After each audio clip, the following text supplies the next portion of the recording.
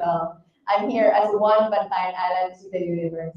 I'm bringing the dream of all the Bantayanos with me, and I want to show to the universe how beautiful Bantayan Island is. And my advocacy as a doctor, I want to spread the awareness also that we should also take good care of the healthcare of the rural areas, the islands like Bantayan Island. That's why I'm here for that to be informed also for the healthcare system, because I want also to have upgrades on the healthcare system, not just in Bantayan and Cebu, but in the entire Philippines. Because if the Filipinos are healthy, we become more productive and progressive. Thank you so much.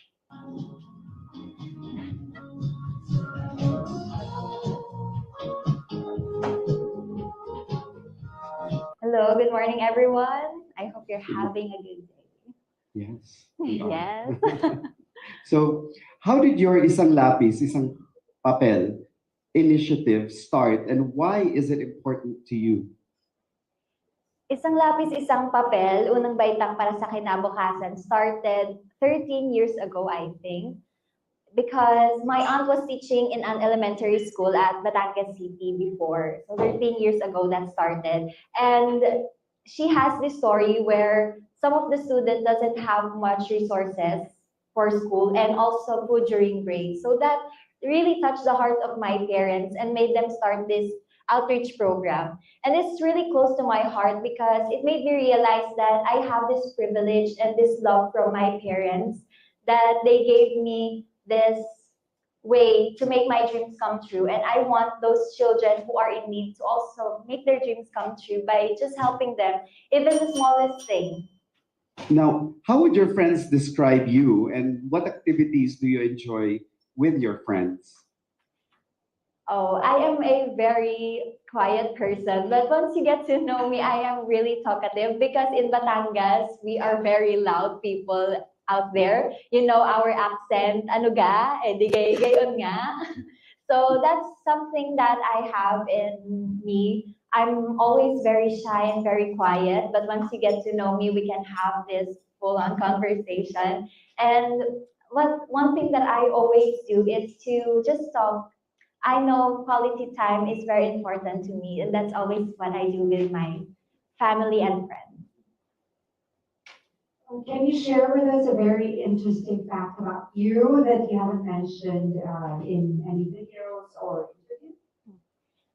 So my mom and my sister is also a beauty queen. They joined pageants at Batangas City before, and I always believe that it's my sister who will be going a long way in pageantry. And I was just very shy before, and I was not able to answer questions when I was still young. And I thought maybe pageantry isn't for me. But then things changed because I built myself and I grew to the person who I am now. And I am so proud that I was able to transform myself because as a Miss Universe, you should be a transformational leader.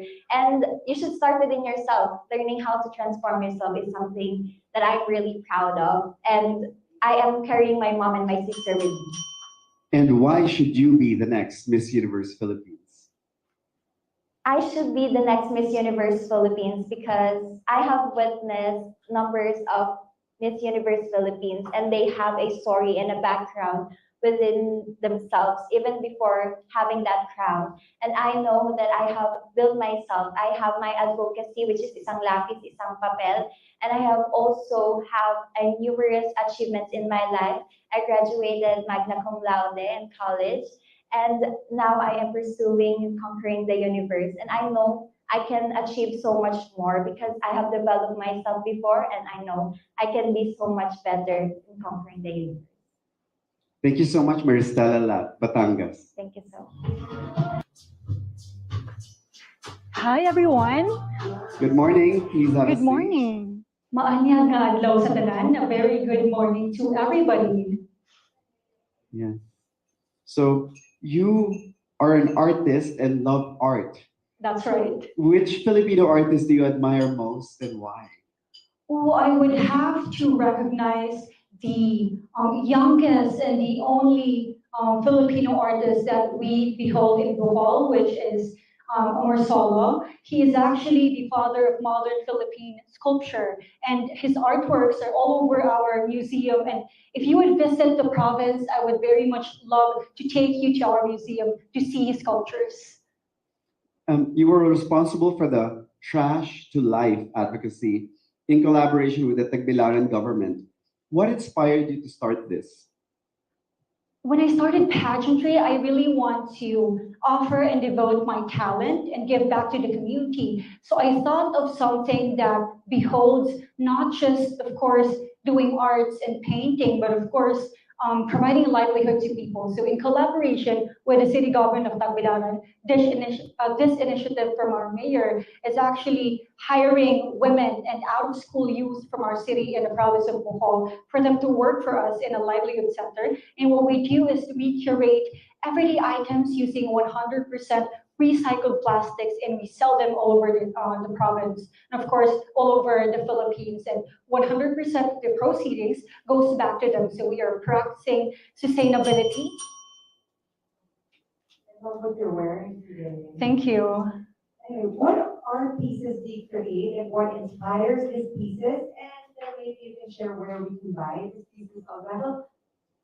Well, I focus mostly on visual arts. So my pieces are made of charcoal and oil acrylic. And I would really love to depict life and realism into my paintings. And of course, you can visit my Instagram page. That is Blanca Paints on Instagram. And I could offer you one of my pieces as well. And lastly, why should you be the next Miss Universe Philippines?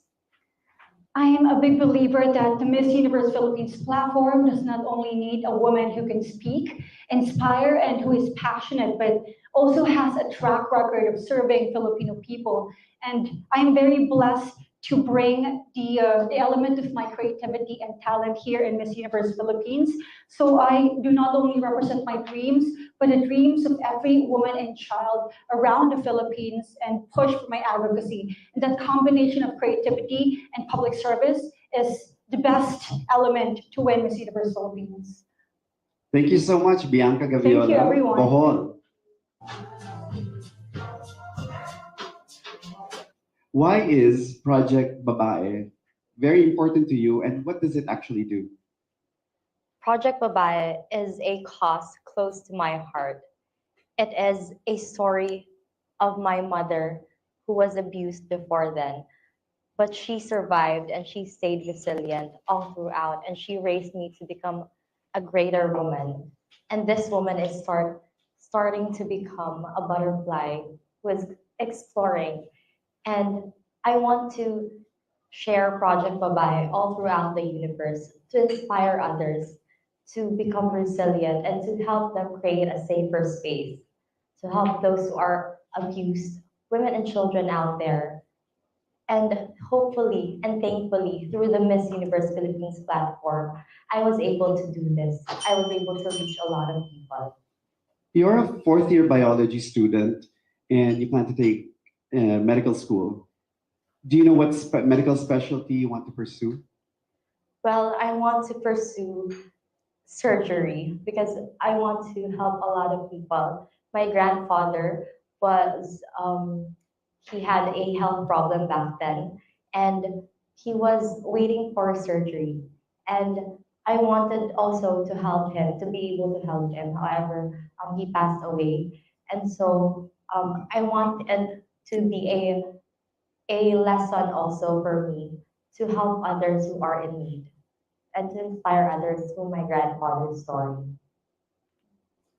There are many travel enthusiasts watching. Where would you recommend for them to go in Bukidnon, and what should they expect when they visit? Bukidnon is a very majestic place. It has majestic mountains.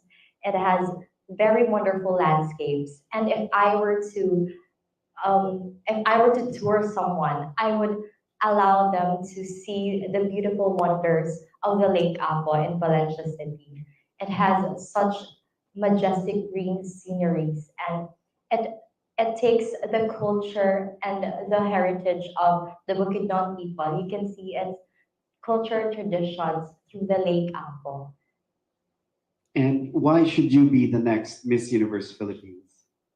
If I were to answer that question, if I were to be the next Miss Universe Philippines, it would be because of my resilience.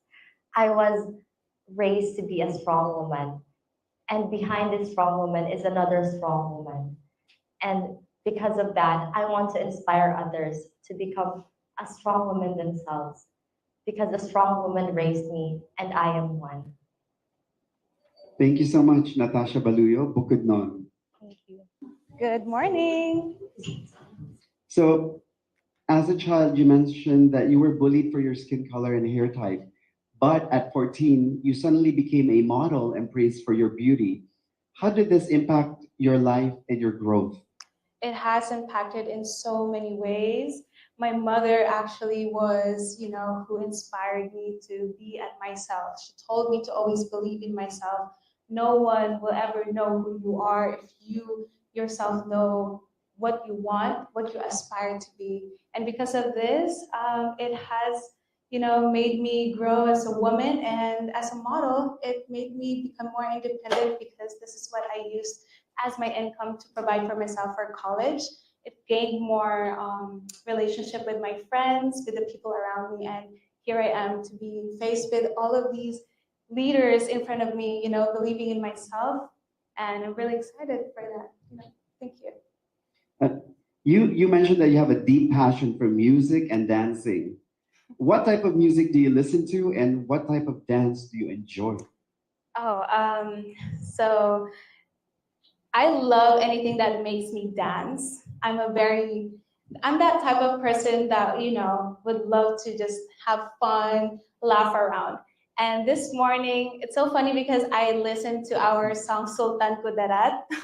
It was our song of tourism song when we were in Sultan Kudarat because it just has a really fun vibe to it. And this morning, I told myself, I just want to have fun. I want to be myself. I want to do and listen to the things that I want.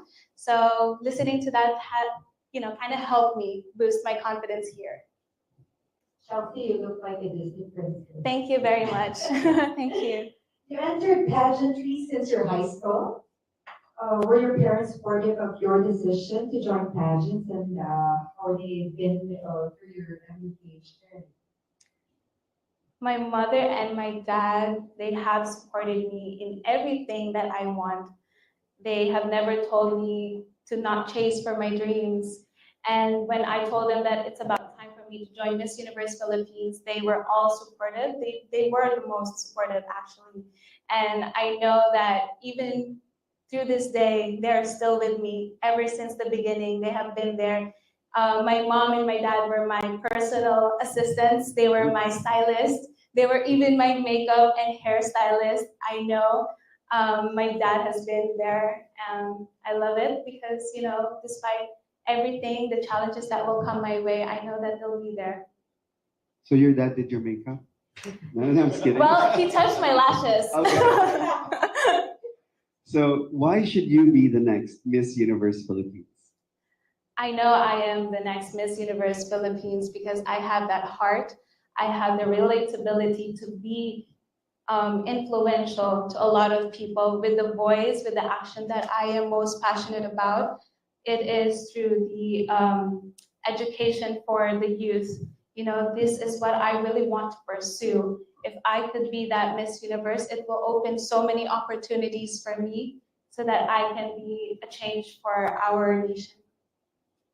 Thank you so much, Chelsea Manalo, Bulacan. Thank you, everyone. Have a great day. From Cabanatuan, Hello po, magandang umaga. you highlighted the bullying you received from social media. After having been a Miss Universe Philippines delegate and so close to the finals, how have you dealt with the social media during the pageant? So little you don't know po, I joined local pageants twice and kahit yung last pageant ko is hindi ko pa rin nakuha yung corona. So I am super blessed na nirepresent ko yung Cabanatuan City for Miss Universe Philippines. And now, about the bullying na naranasan ko, my MUPH journey helped me to be stronger. And, I know that my journey will inspire other women, lalo na yung nakakaranas ng cyberbullying, and to cope up and overcome it. Thank you po. You sold lunch meals to support your studies. How did you come up with the idea of selling lunch meals at your school to support your studies? And just share with us a story of how you prepared it and how much you prepared. Parang bigla ako naging emotional for that question po kasi galing ako sa simpleng pamilya lang and kailangan namin talaga mag-double kayod para mapag-aral kaming tatlo. And yun nga, kailangan ko magbenta ng ulam sa school para makapag-provide man lang kahit sa allowance ko. So, sa morning, before ako pumunta ng school, is pine-prepare and nagpapa-order na ako online sa mga classmates ko. May specialty ka? I really salute you for having that very good heart. Okay, after you finish your tourism management course, what do you plan to do in your career? Okay. Before I joined pageants po kasi is nagmo-model po talaga ako. So gusto ko po siyang i-pursue if hindi talaga sa akin yung pageant. Gusto ko talaga maging model.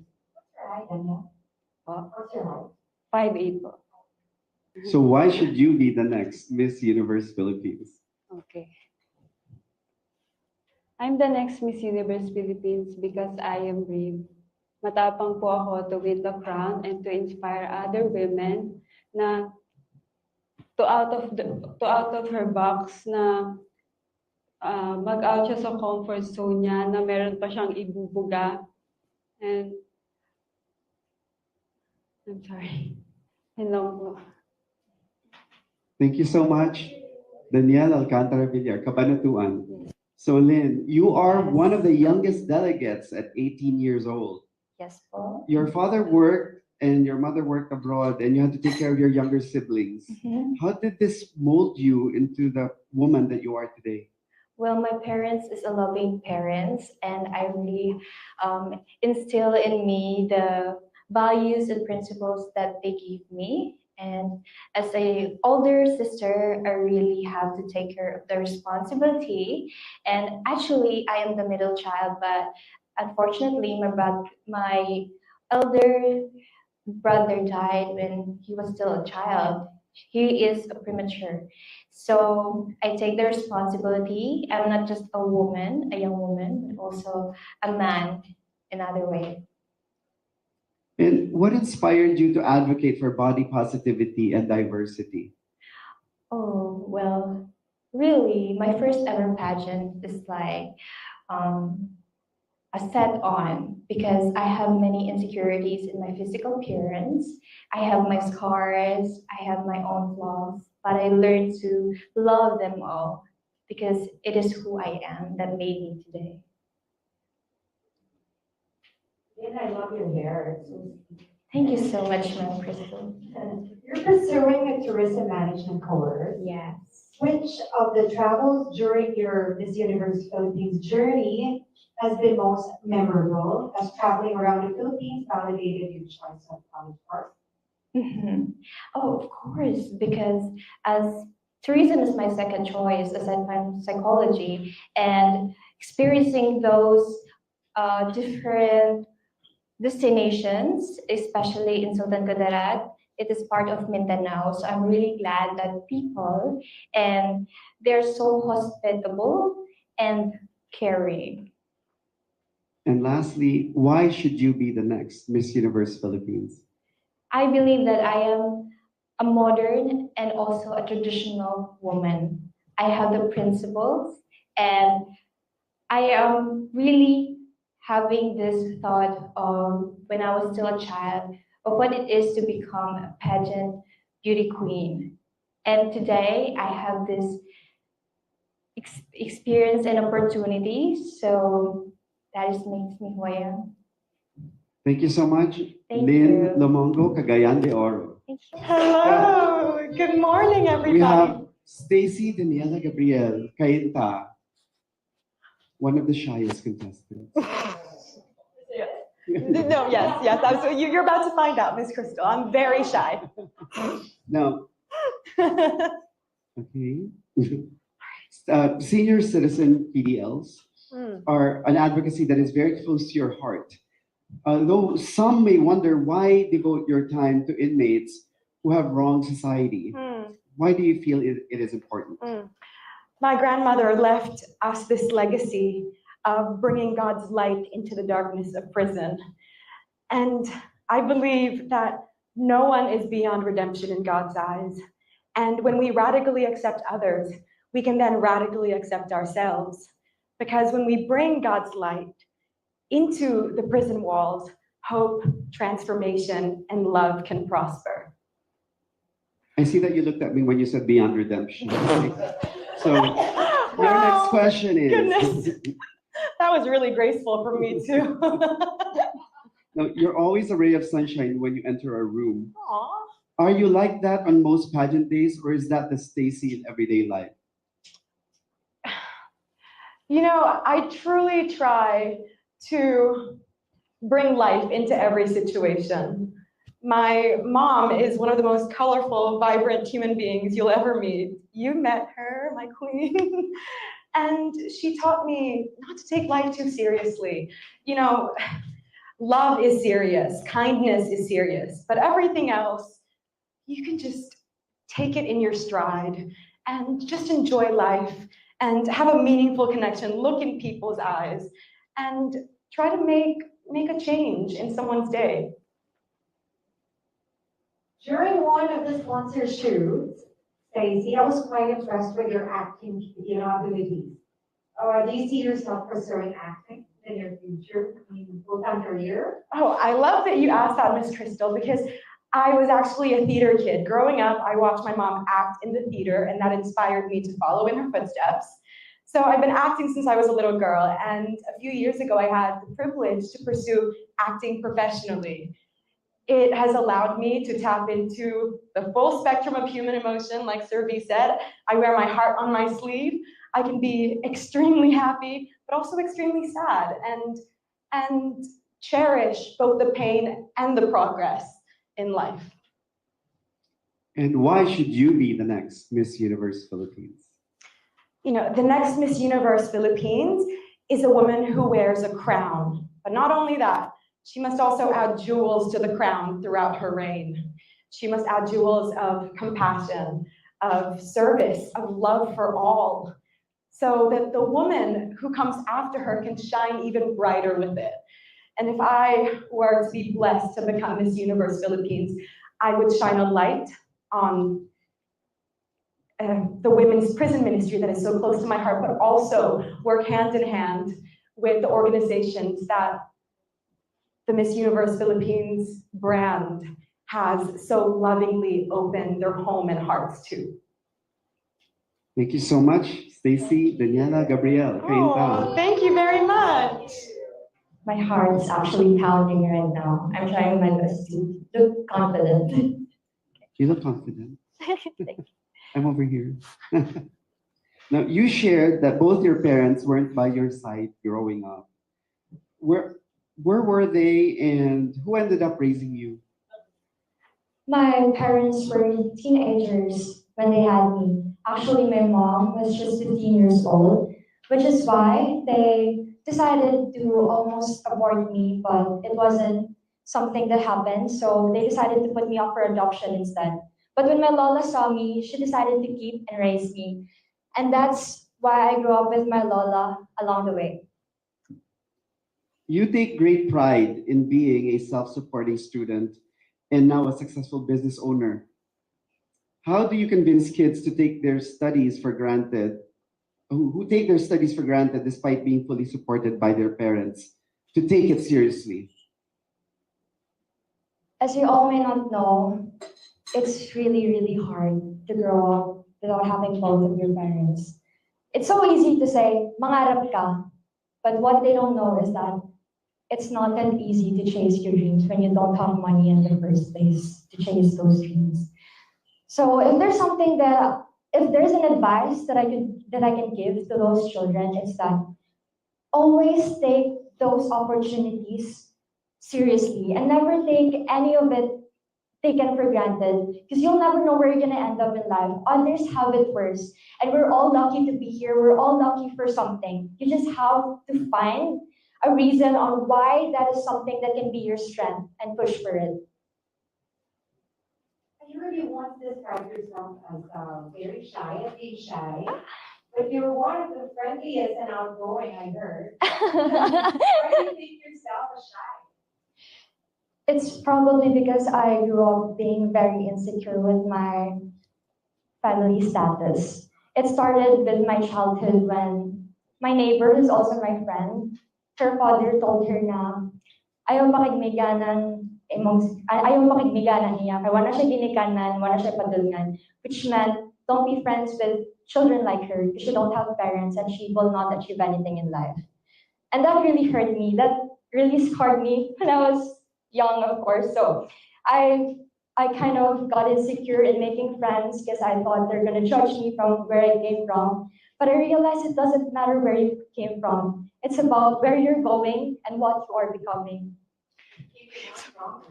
Yes. And why should you be the next Miss Universe Philippines? I believe that all of the girls in here deserve to be the next Miss Universe because of all of their hardships and different stories. But with my story, I started from nothing. I have no parents, no one to support me, but I worked my way to the top. I had to study and work at the same time, which was a very difficult job for me. And for me, this story is something young children will be able to get an inspiration of. It can be something that motivates them. And with that story, that makes me deserving as your next Miss Universe. Hoy! Rosie and Diana, Camiguin. Hello, everyone. Hoy! Good morning. Hope you're having a You wonderful did really morning. well, Camiguin. Dia, Hello. I know you're a singer-songwriter. Yes. So if there is a song you wish you had written, what would that be?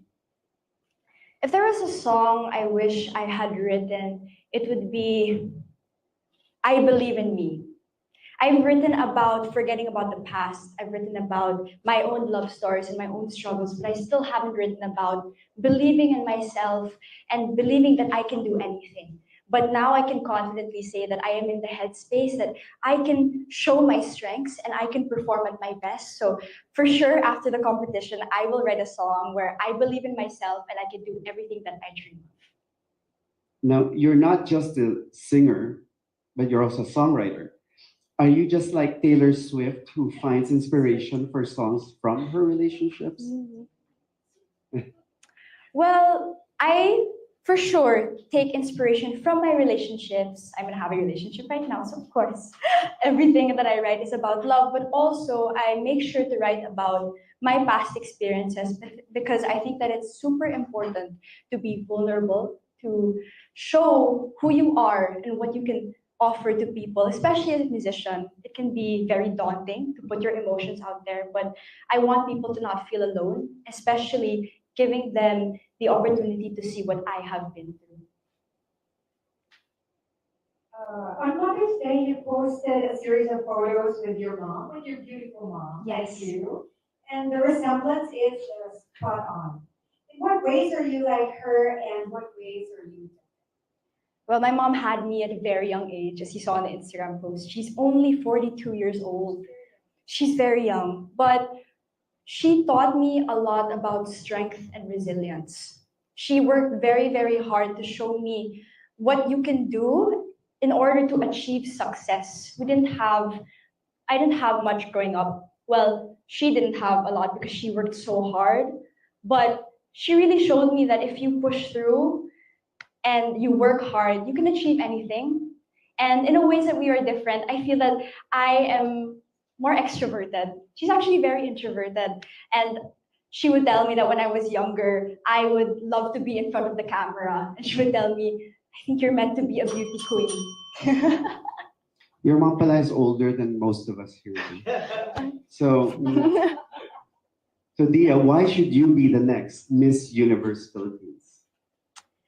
Well, I believe that I should be the next Miss Universe Philippines because I offer something different.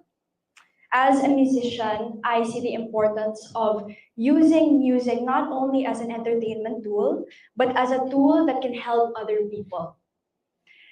I've used music to find solace in the darkness to bring me out to the light, and I want to show others that you can use that too. So I want to be able to show others you can use music therapy and create change one note at a time. Thank you so much, Diamante. Thank you so much, everyone. Hope you have a great day. Good morning. Good morning. Good morning. Cebu. Hi, Chris. Andito. Hi, good morning, Sir V. So it has been a decade since Yes. your last pageant.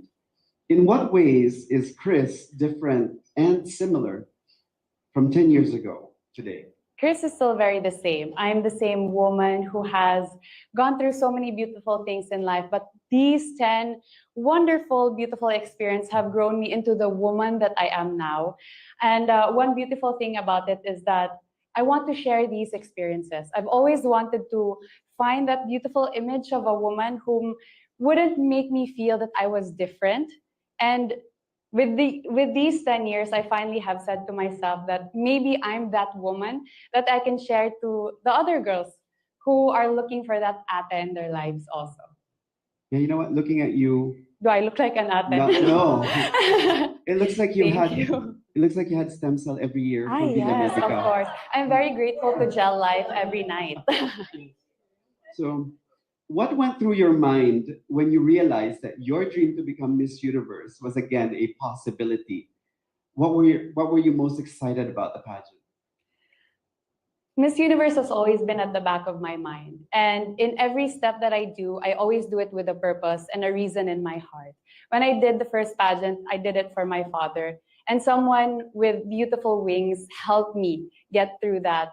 And going through Miss Universe now, I want to do this and dedicate this to the person who helped me reach for that dream, help me achieve that dream that I wanted for my father. And unfortunately, he is not here with me. Both of my mentor and my father are in heaven, and I'm very happy because they have the most beautiful seat that they will be watching from above. And everything I do now in this Miss Universe organization and Miss Universe pageant, I offer it to them. When you last competed, Facebook was 10 years old, Instagram was 4 years old, and TikTok will be launched 3 years after. How has the presence of social media today affected you in MUPH 2024 life?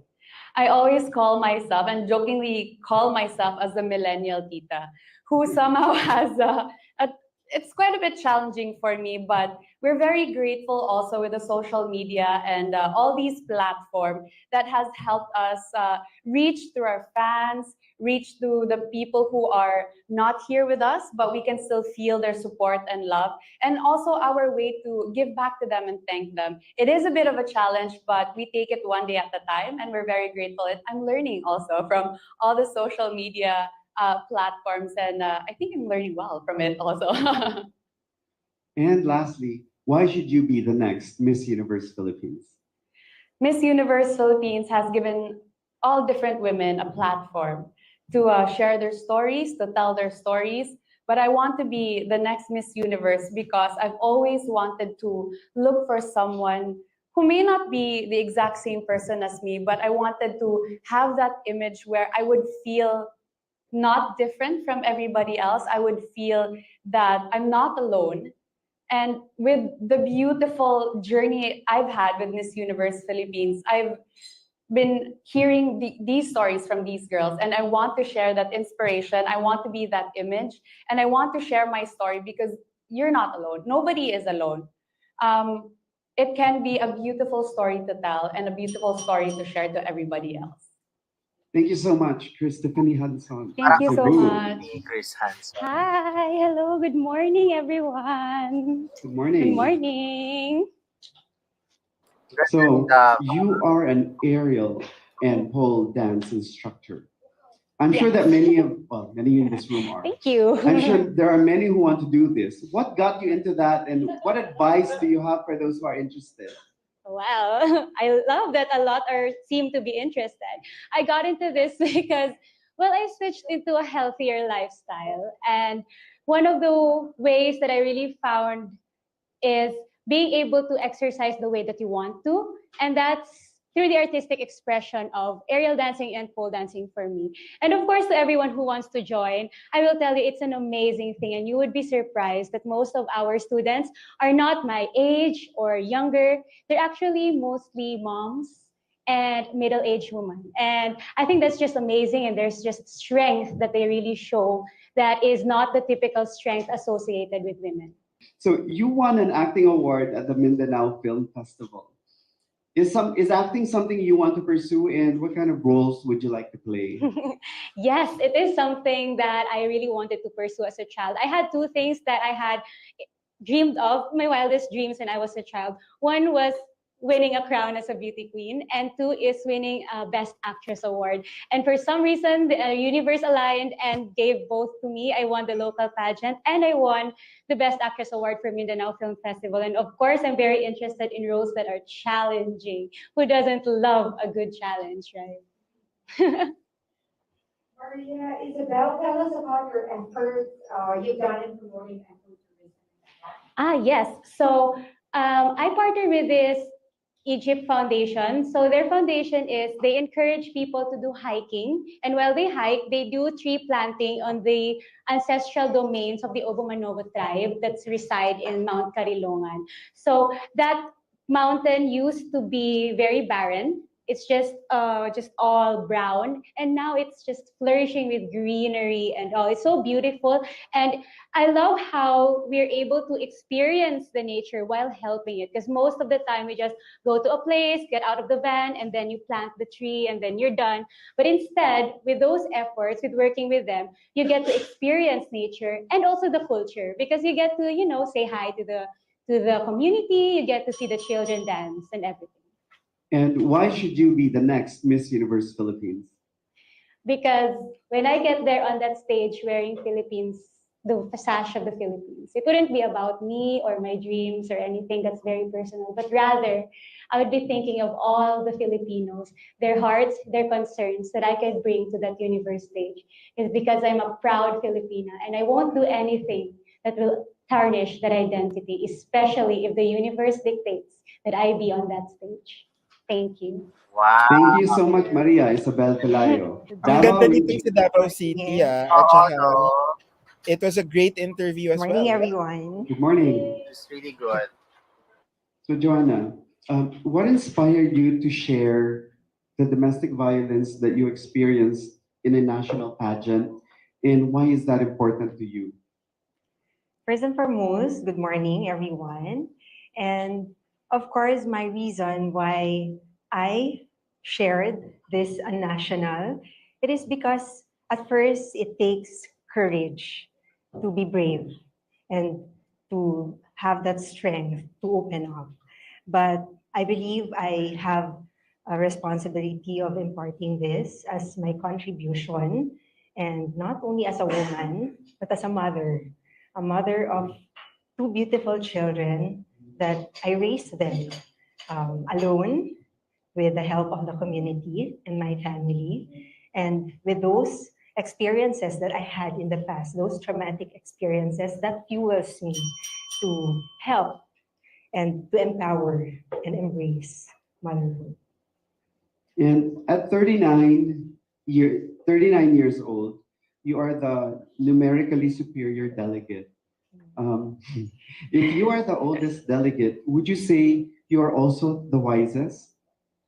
When it comes to experiences, I may say yes, it's a very personal experiences that I had in the past. Being a mother is no joke. And of course, those experiences, it empowers me to at least be more giving to my fellow candidates or my fellow delegates who are younger than me, inspiring them and giving them hope that I felt I was important, seen and heard, because that is more important than not only contributing, but also at least they see that with my age is nothing but just a number. And with the grace that has given to me to at least share this to others. That is what I am really happy that I was able to impart to them. Yeah, na age is not being. Just a number. Yes. Yes. Joanna, what advice would you give to your fellow delegates who are rushing to find partners, rushing to find their career, and rushing to travel all over the world? Oh. My advice to them, again, with my personal experiences in the past, do not rush things, to take their time, to trust the process. Because with this process, they will learn the values, the virtues, and the faith. They're just like me, with me, that I count my blessings. Because great things really take time. And with these experiences that I had in the past, I may be able to at least contribute to them that it is important to know yourself and to know your boundaries, to know what you really want and not rush things, and to celebrate beautiful life. Yeah. Do not rush. You might get a rush. So, why should you be the next Miss Universe Philippines? Miss Universe Philippines is a very big responsibility, but for me, as a mother of two beautiful children, empowering women, and as a survivor of domestic violence, and also an advocate of violence against women and children, with my experiences in the past being a volunteer and a leader in our family ministry community in Handmaids of the Lord, my exposure and my involvement and my heartfelt mission and greater purpose to really serve and to at least spread awareness in a more broader and more bigger population. And with this platform, I will be able to at least help those who are still suffering, oppressed, repressed, and being suppressed, who has no voice to speak of. Thank you. Thank you so much, Joanna Concepcion Puyod Yulo. Magandang umaga po. Good morning, Mateo. Good morning po. Oh, good morning. Oh, sorry. So, Mateo, at such a young age, you've had to change your dreams because of a congenital hip disorder. In what ways did this shape your life and how did you deal with it? Well, yes, I grew up as an athlete from the start of 5. I was running track and I thought I was destined to be an Olympian.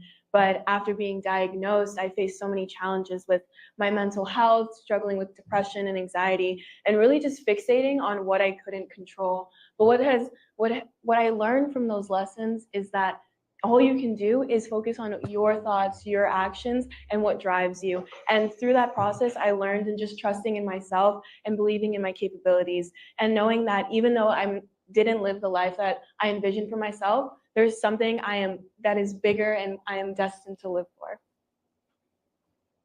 You are on full academic scholarship at the University of Florida. What are you studying and what do you plan to become in the future?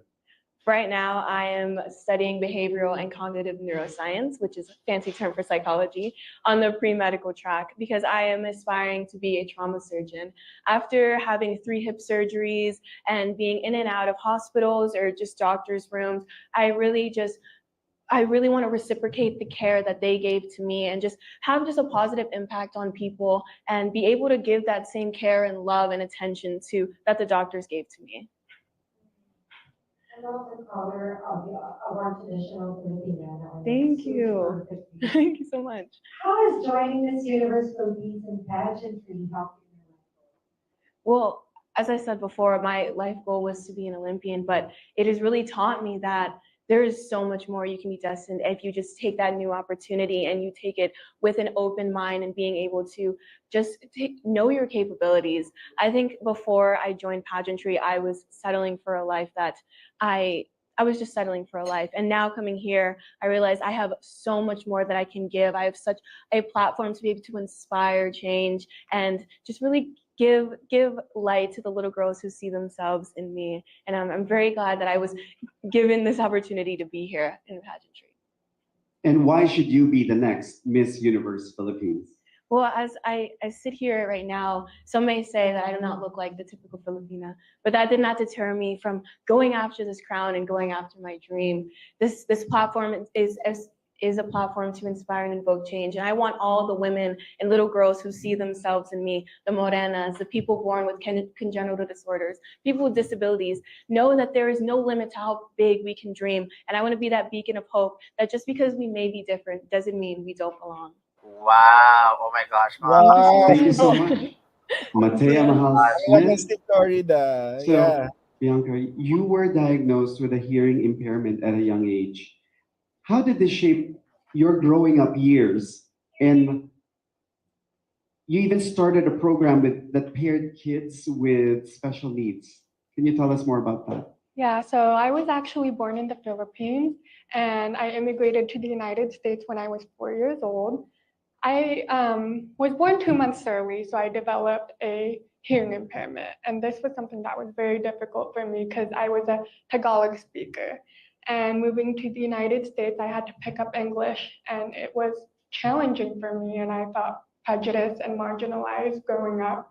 But it was only when I realized that I was so much more than that and started an organization at my high school that connected people with disabilities and the students from the general population, where we did weekly activities together.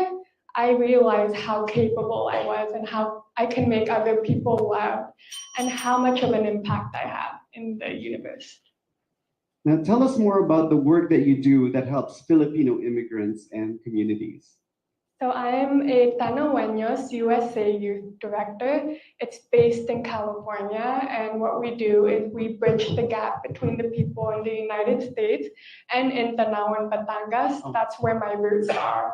And we develop a lot of social causes and programs that gives back to the community, specifically in the Philippines. And as a youth director, my goal is to develop orientations and workshops for the youth so that they can remain inspired and have the necessary resources to go about the world and reach their goals.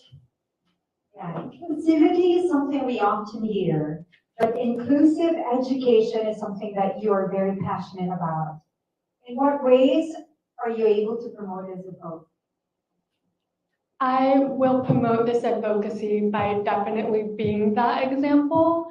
And I think oftentimes, not only in education, but also in the job market, those with disabilities are often overlooked. And I think it's really important that me, being someone with a hearing impairment, to continuously use my platforms, to continuously develop programs, and really just use my voice so that people can hear me and people can see that we are so much more than our insecurities, our disabilities, because we only have one life. And I think we are so capable and we're all built the same. We're all human beings. So I just really hope to be that voice. And why should you be the next Miss Universe Philippines? I should be the next Miss Universe Philippines because there's not a day that I don't put my best foot forward. I hope that when I die tomorrow, I will be happy. And I know that I will because I always give my best in everything that I do.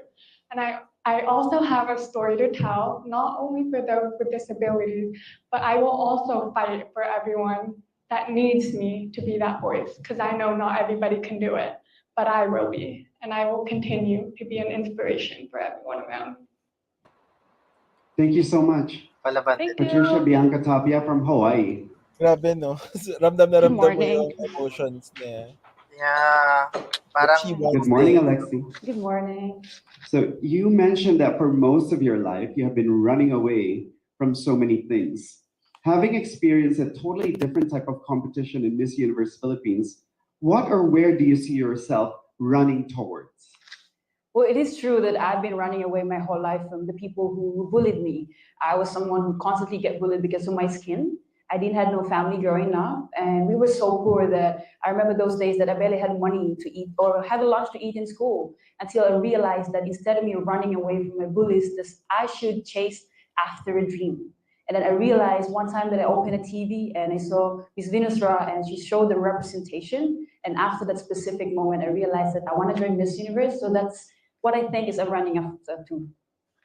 Now, you have a lot of fans in every place that Miss Universe Philippines visited, and they love you. Now, how does the Alexi that was bullied in the past feel about all of this admiration, and how are you coping with it? I think the little Alexi will be really, really proud. I mean, knowing that the people of my skin before were someone who's often really get bullied and harassed, physically abused, and right now we are being celebrated and represented. So the Alexi right now is doing the very best that she can to represent not only the little Alexi that I was, but every little Alexi out there that had a dream and wants to represent everyone. In what way is training for heptathlon and Miss Universe Philippines similar and different? Well, people would always tell me that sports and pageantry is so different, but for me, it's the same because of my way or my technique. I had the same preparation. Heptathlon is a 7 sports or 7 track events. It's high jump, long jump, hurdles, 200 meters, and I can go on. But I think what makes it the same is just like Miss Universe, we have swimsuit, we have Q&A, we have gown, and it's just a matter of your technique and how to balance it. It both needs discipline, perseverance, and dedication. And lastly, Alexi, why should you be the next Miss Universe Philippines? I should be the next Miss Universe Philippines because I believe that I'm the best representation of our country. I was tagged as the people's queen, and I think that that itself is enough for me to win the crown. Knowing that I have my whole people, my country, waiting for me to win the crown, I'm really, really willing to give more and to offer more because Alexi is someone that would never bring anyone down. And as an athlete that I've done many good things in the country, I'll show you that I can bring so much more. Like I would let our country down. And regardless of the beauty or the color or anything, we Filipinos are one. We're diverse and we're beautiful. Thank you so much, Alexi Brooks, Iloilo City. Solid, no? Talagang na-market niya yung At 18 years old, you are the youngest Miss Universe Philippines delegate. Do you think that this is an advantage or disadvantage when competing against women who are at least 20 years of life experience over you? Let me add something to that, Sir Voltaire. I'm the youngest and the freshest. And for me, I think it's an advantage because I'm young, I have a fresh perspective, and of course, a fresh face. And I have so much energy. And because I'm young, I'm very teachable and I'm open to new ideas. So I think it's an advantage. Now, you described yourself as a farm girl. Yes. There are many young people who have only known city living. Can you share with them the best things they are missing about a rural life? Oh, I love talking about our farms. Actually, the thing that I love to do in our farms that I think most of the city kids miss out is fishing in our ponds and feeding the ducks. One time I was fishing in our pond and I was expecting to catch a fish, but I got a frog. So I just threw the whole rod away. So yeah, I hope that the city kids would experience that as well. You're a varsity rhythmic gymnast. Yes. Wow. What got you into it and what event is your favorite? Oh, rhythmic gymnastic is the one with ribbons. I hope you're familiar with that. Because I wanted ballet, but there was no ballet center in our town. But there was gymnastics. So I entered because it was quite similar, and my favorite was the ribbon. Yeah. And lastly, why should you be the next Miss Universe Philippines? Simple. Because I'm empowered, inspirational, and confident. And fresh. Thank you so much, Pa. Thank you so much, Phoebe, Ariana, Torita from Cananga. Now we have Alexandra Rosales from Laguna. Hi. The longtime host of Miss Universe, Bob Barker, always ended his programs by saying, control the pet population, have your pets spayed and neutered. Now, this is something that you also promote. Now, why is it important? Well, first of all, I have 13 cats, and cats do multiply every month. They could multiply. They can give birth to 5 kittens, and not everyone could take care of them. And sometimes they ended up on the streets, in which for me it's so hurtful to see these strays being neglected, because I have my own cats as well. And the solution for this is not to feed them all, because we can do that. It's not sustainable. So for me, if you would be able to read on or study about the importance of spay and neuter, that would reduce the stray. And in return for us humans, thank you. Now, you are currently a teacher at De La Salle College of St. Benil. Did you always want to be a teacher, and what do you teach? I'm teaching tourism and hospitality, also marketing. And when I was in college, I really wanted to try, but it's not my goal because I really wanted to be a flight attendant at first. But when I grew and I see how a teacher impacts a person when I was working in a hotel, and I love the industry. So I think I wanted to teach professionalism or in the industry that I am in love with. So at that time, it solidified my interest in teaching. Aside from being smart, but you know, everybody can see that you're a very attractive young woman. So how do you handle students who has crushed on you, on a beautiful teacher like you? Well, to be honest, I can handle a little bit of admiration from my students. But the importance is you have to set your boundaries to them. You have to give them the authority that you are their teacher, that you're there to give them inspiration and you're not there to give them love life.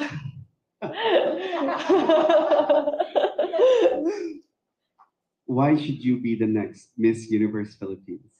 Well, I should be the next Miss Universe. Yes, of course, everybody deserves the title. But for me, I have learned that I am really a goal setter. Whatever I put my mind into, I do it. That's why I ended up teaching. I'm actually currently taking my master's degree right now and just finishing my thesis. And I am proud that that I am really a goal-getter, that whatever I want, I will do my best to get it. And I think that's one thing that a Miss Universe should have, that they have to do whatever it takes to get the crown. And that girl is me. Thank you so much. Ganda ni Laguna. Yes, words of wisdom. Now we have Angel Rose Tambal from Leyte. Hi, good morning, everyone. Good morning. Oh, wow. So, why did you describe yourself as a miracle baby? Many people do not know that because when I was born, my mother suffered from a medical condition called meconium stain, or in layman's term, it's long labor. So basically, ever since then, I've been so grateful with life itself and been living the most out of it. Now, your engineering career is a serious business. But what does Angel do for fun in Leyte? Oh, many people do not know that I'm actually tagged as a singing engineer. Maybe if we have the time, I can sing some songs. But yeah, I do singing for fun, but it's also my passion. And when I was in college, it was one of my sources of living that helped me go through college. Is an engineering career focused in government agencies a lifelong passion? Or do you plan to move to private companies and possibly work abroad? My family, most of us are actually civil engineers, but it helped me to decide to pursue engineering the moment that we were devastated by the Super Typhoon Yolanda way back in 2013. It helped me understand the power that I can hold with the knowledge and skills that I'll be getting. So I decided to work in a government agency because serving the public gives you a fulfilling job. It's not just about doing your best, it's actually contributing to the betterment of your society. And one of it is to be responsive to the needs of the fellow Filipino people. And lastly, why should you be the next Miss Universe Philippines? I think I deserve to be the next Miss Universe Philippines because as someone who came from the province, many people have that misconception that everything is laid back. But I want to be that queen who incorporate preparation, tenacity, and determination, that anything in life, even though it seems impossible, everything will be possible. Thank you. Thank you so much. You shared that Hair loss has contributed to your challenging growing up years. How did you cope with that, and what have you gained from hair loss? It is actually the darkest phase in my life. Experiencing hair loss is not something normal because all of the girls have beautiful hair, nice attributes, physical attributes matters nowadays. But for me, having my hair loss journey really helped me a lot, especially through my confidence. What I did was really took the time. I just had to restart. I stopped schooling for a while, but with the help of my family and of course God, I took the time to restart to self-care. And I took the time for treatment and as well as prayers. And it really boosted my confidence and made me who I am today, chasing my dreams, becoming a Miss Universe and a youth leader.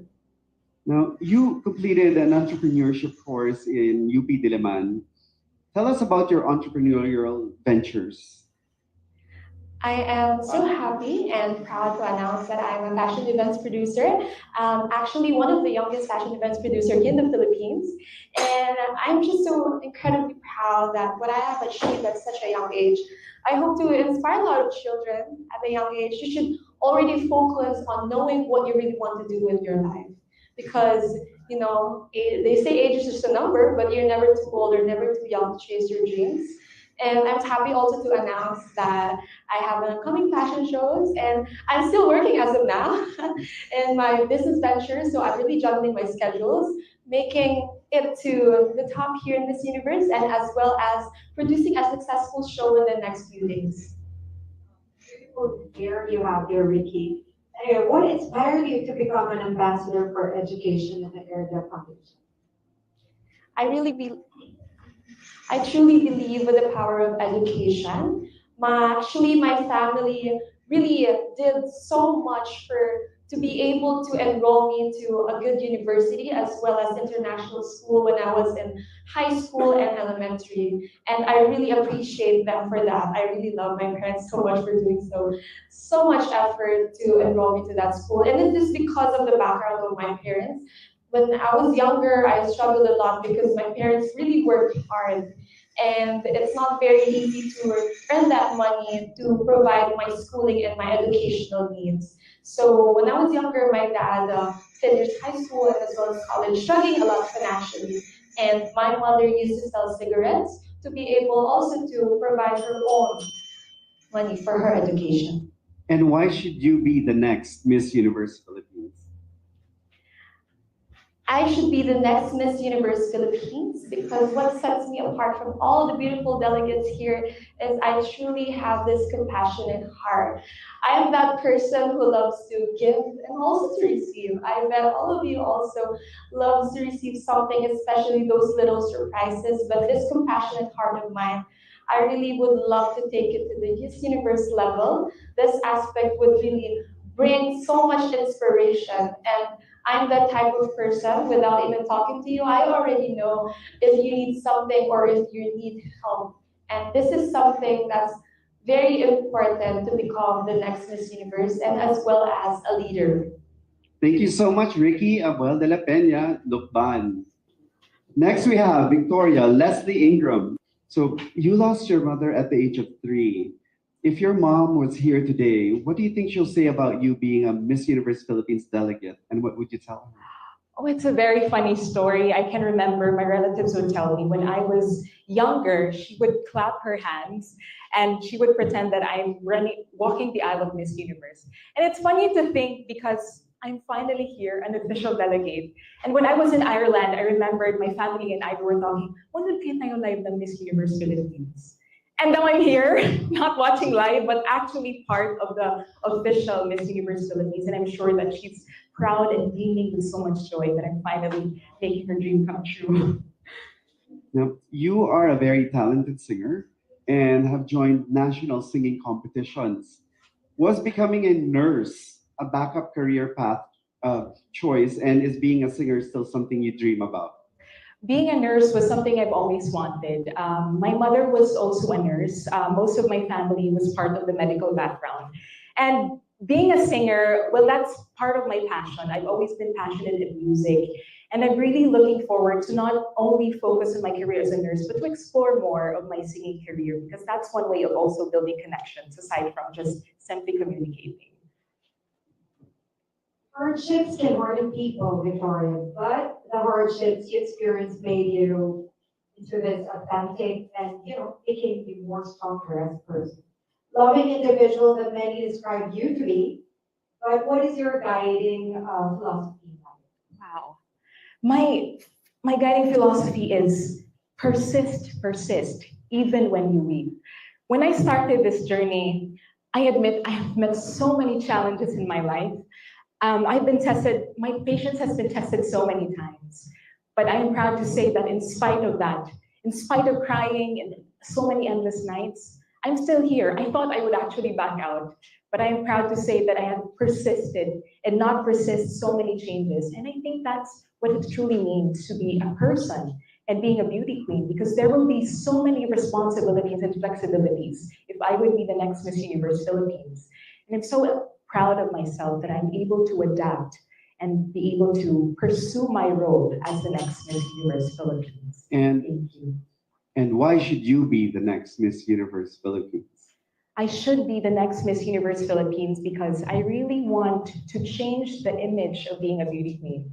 We can always say, I can further my advocacy, but how can you further your advocacy if you do not have the empathy? Because empathy is always key to relatability. And I have always been empathic. I can't count with my hands how many people would tell me, Vic, magaan talagang loob ko sa'yo. And it truly is heartwarming because that has always been my why when I joined. And receiving that feedback only means I have met my goal even before the pageant ended. So just imagine how much more I could expand my potential as your next Miss Universe Philippines. Thank you so much, Victoria. Thank That's for you. you. Maraming salamat po. I think this is Wow. the best so far for me. You mentioned how amazing your mom was in raising you. What would you like to tell her now, and what message do you have for other single moms? Growing up, as a child of a single mother, I have seen her struggles and sacrifices.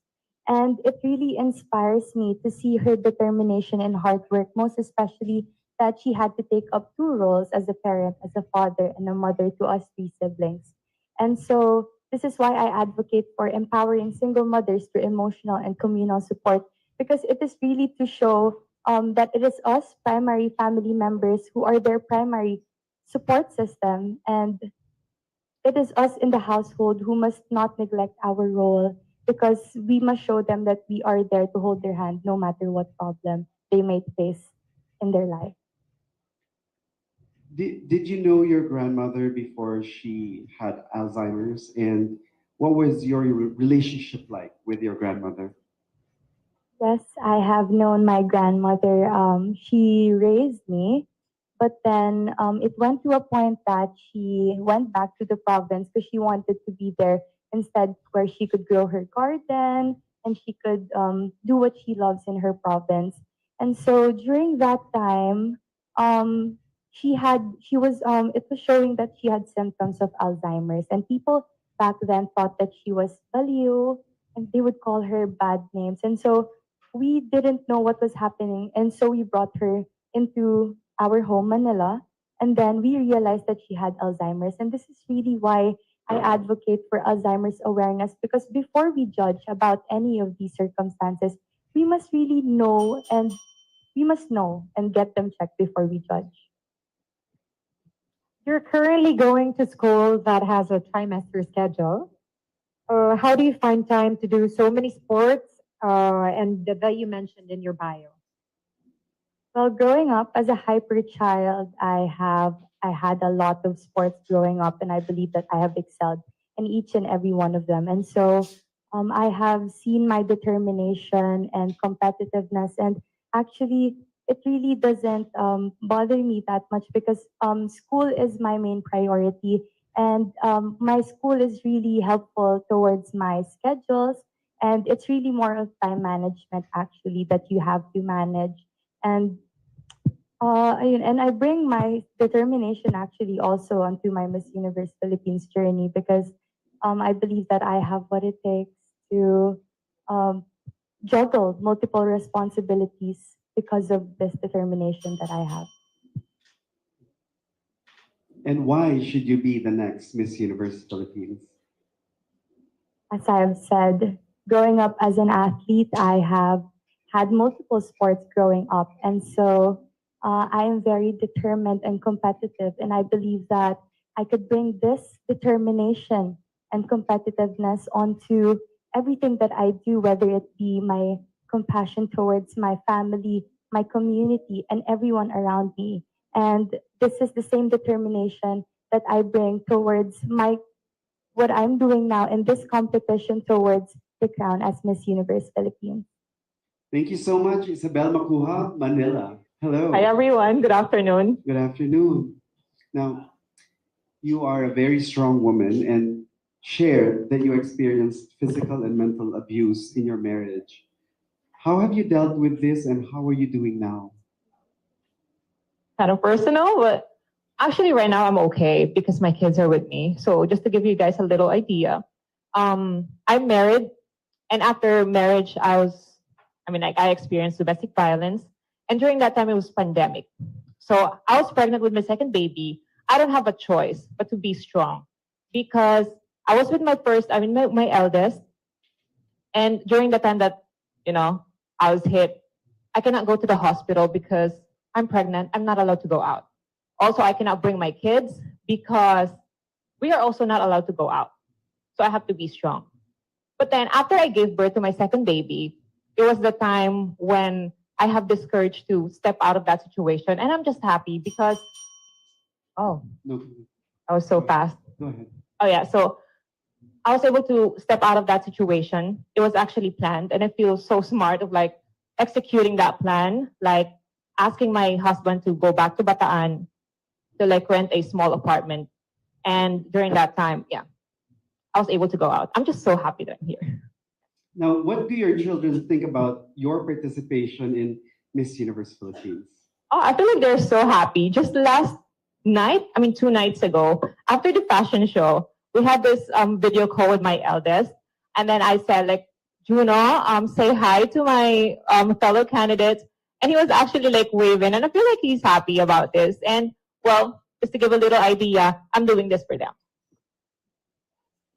There will be some narrow-minded individuals who might say that you, as a single mom, should have bigger priorities in life than to compete in a pageant.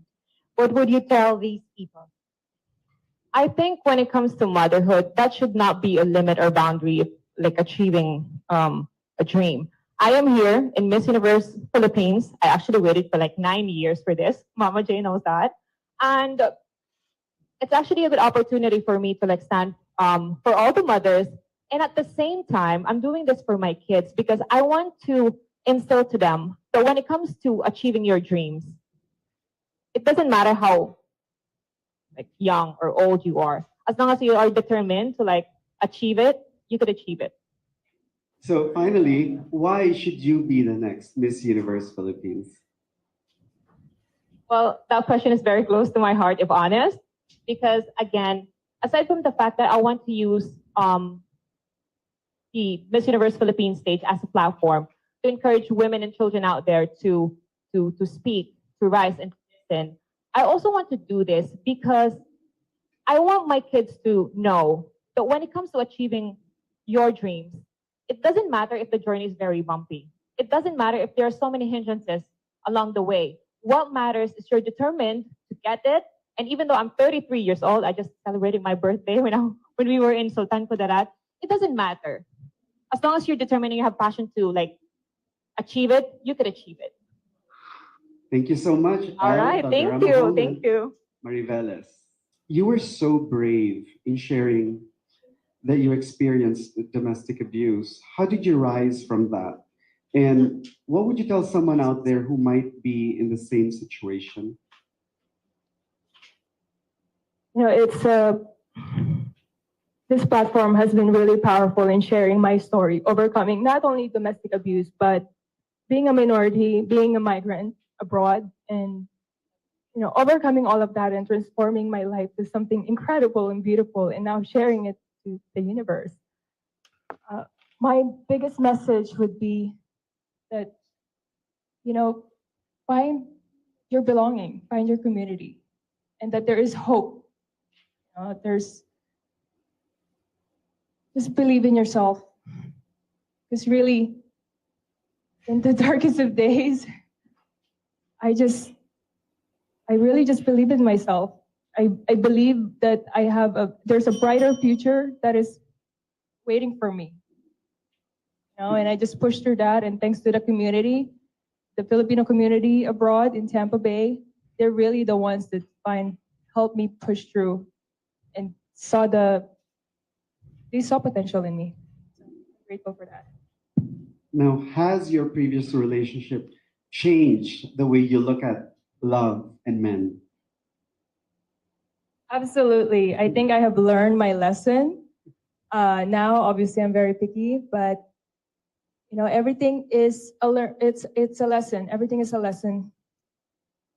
And now I am smarter in my choices, and I use that to succeed in everything that I do, not just in relationships. So, thank you. You are already an established individual in a financial state that many dream of. So why disrupt that life and become a Miss Universe and join the Miss Universe Philippines? Hello. I look at Miss Universe platform as a platform to expand the current efforts that I'm already doing. Because of my success, I was able to create many opportunities for my community and to give back.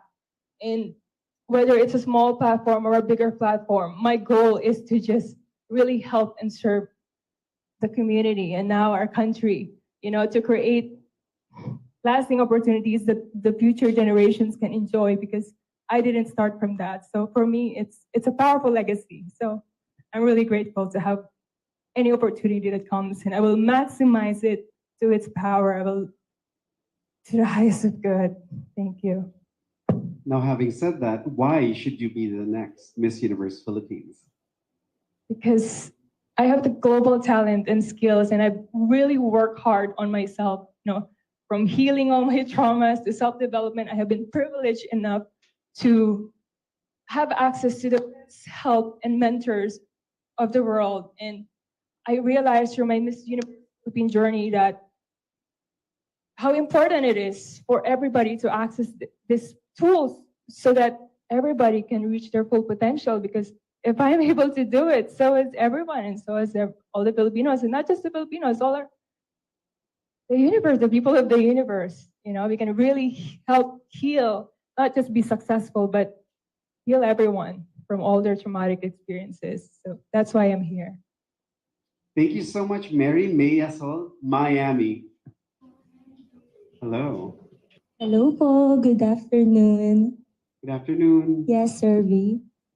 So, when you were a kid living in an orphanage, did you ever imagine that you would become a mechanical engineer and a Miss Universe Philippines delegate?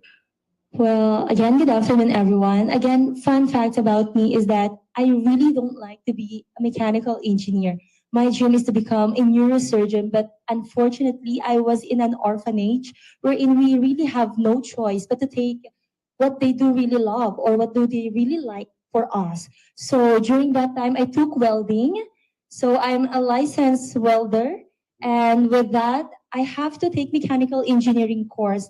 But again, I am so grateful that I get to take that course because it really taught me so much by being an innovator and by being a problem solver. And I think I can bring that aspect into becoming a Miss Universe Philippines. And without, I am so grateful and I can share that talent, that skill. Thank you. How did you become a private tutor for kids with special needs?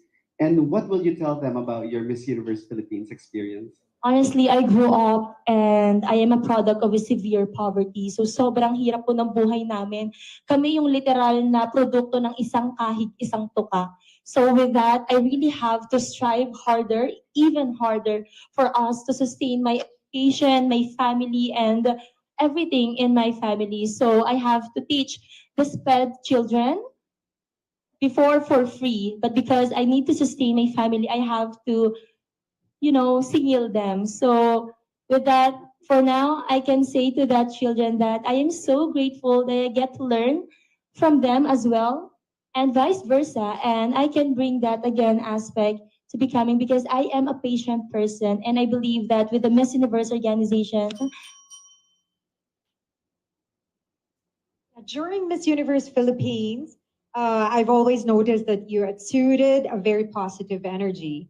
Despite the very challenging circumstances you faced growing up, where and how do you get this positivity?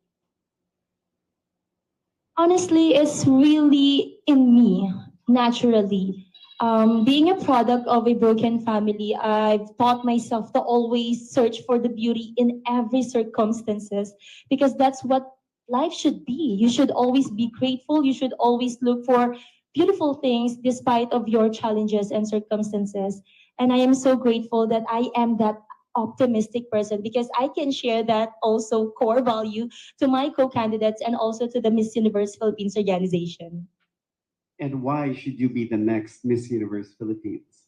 Well, definitely Miss Universe Philippines organization is really a huge and a great platform for us women to speak for our certain causes. And as a mechanical engineer, I want to use that platform to collaborate not just with the Miss Universe Philippines organization, but also to the local government units to provide innovative solutions such as low-cost machineries, which I have done before for the agricultural sector, because I believe that a Miss Universe Philippines is not just a woman who possesses beauty, but she is a woman of beauty, character, and power. Thank you. Thank you so much. Kayla Jean Carter, Northern California. Hello, everyone. Good afternoon.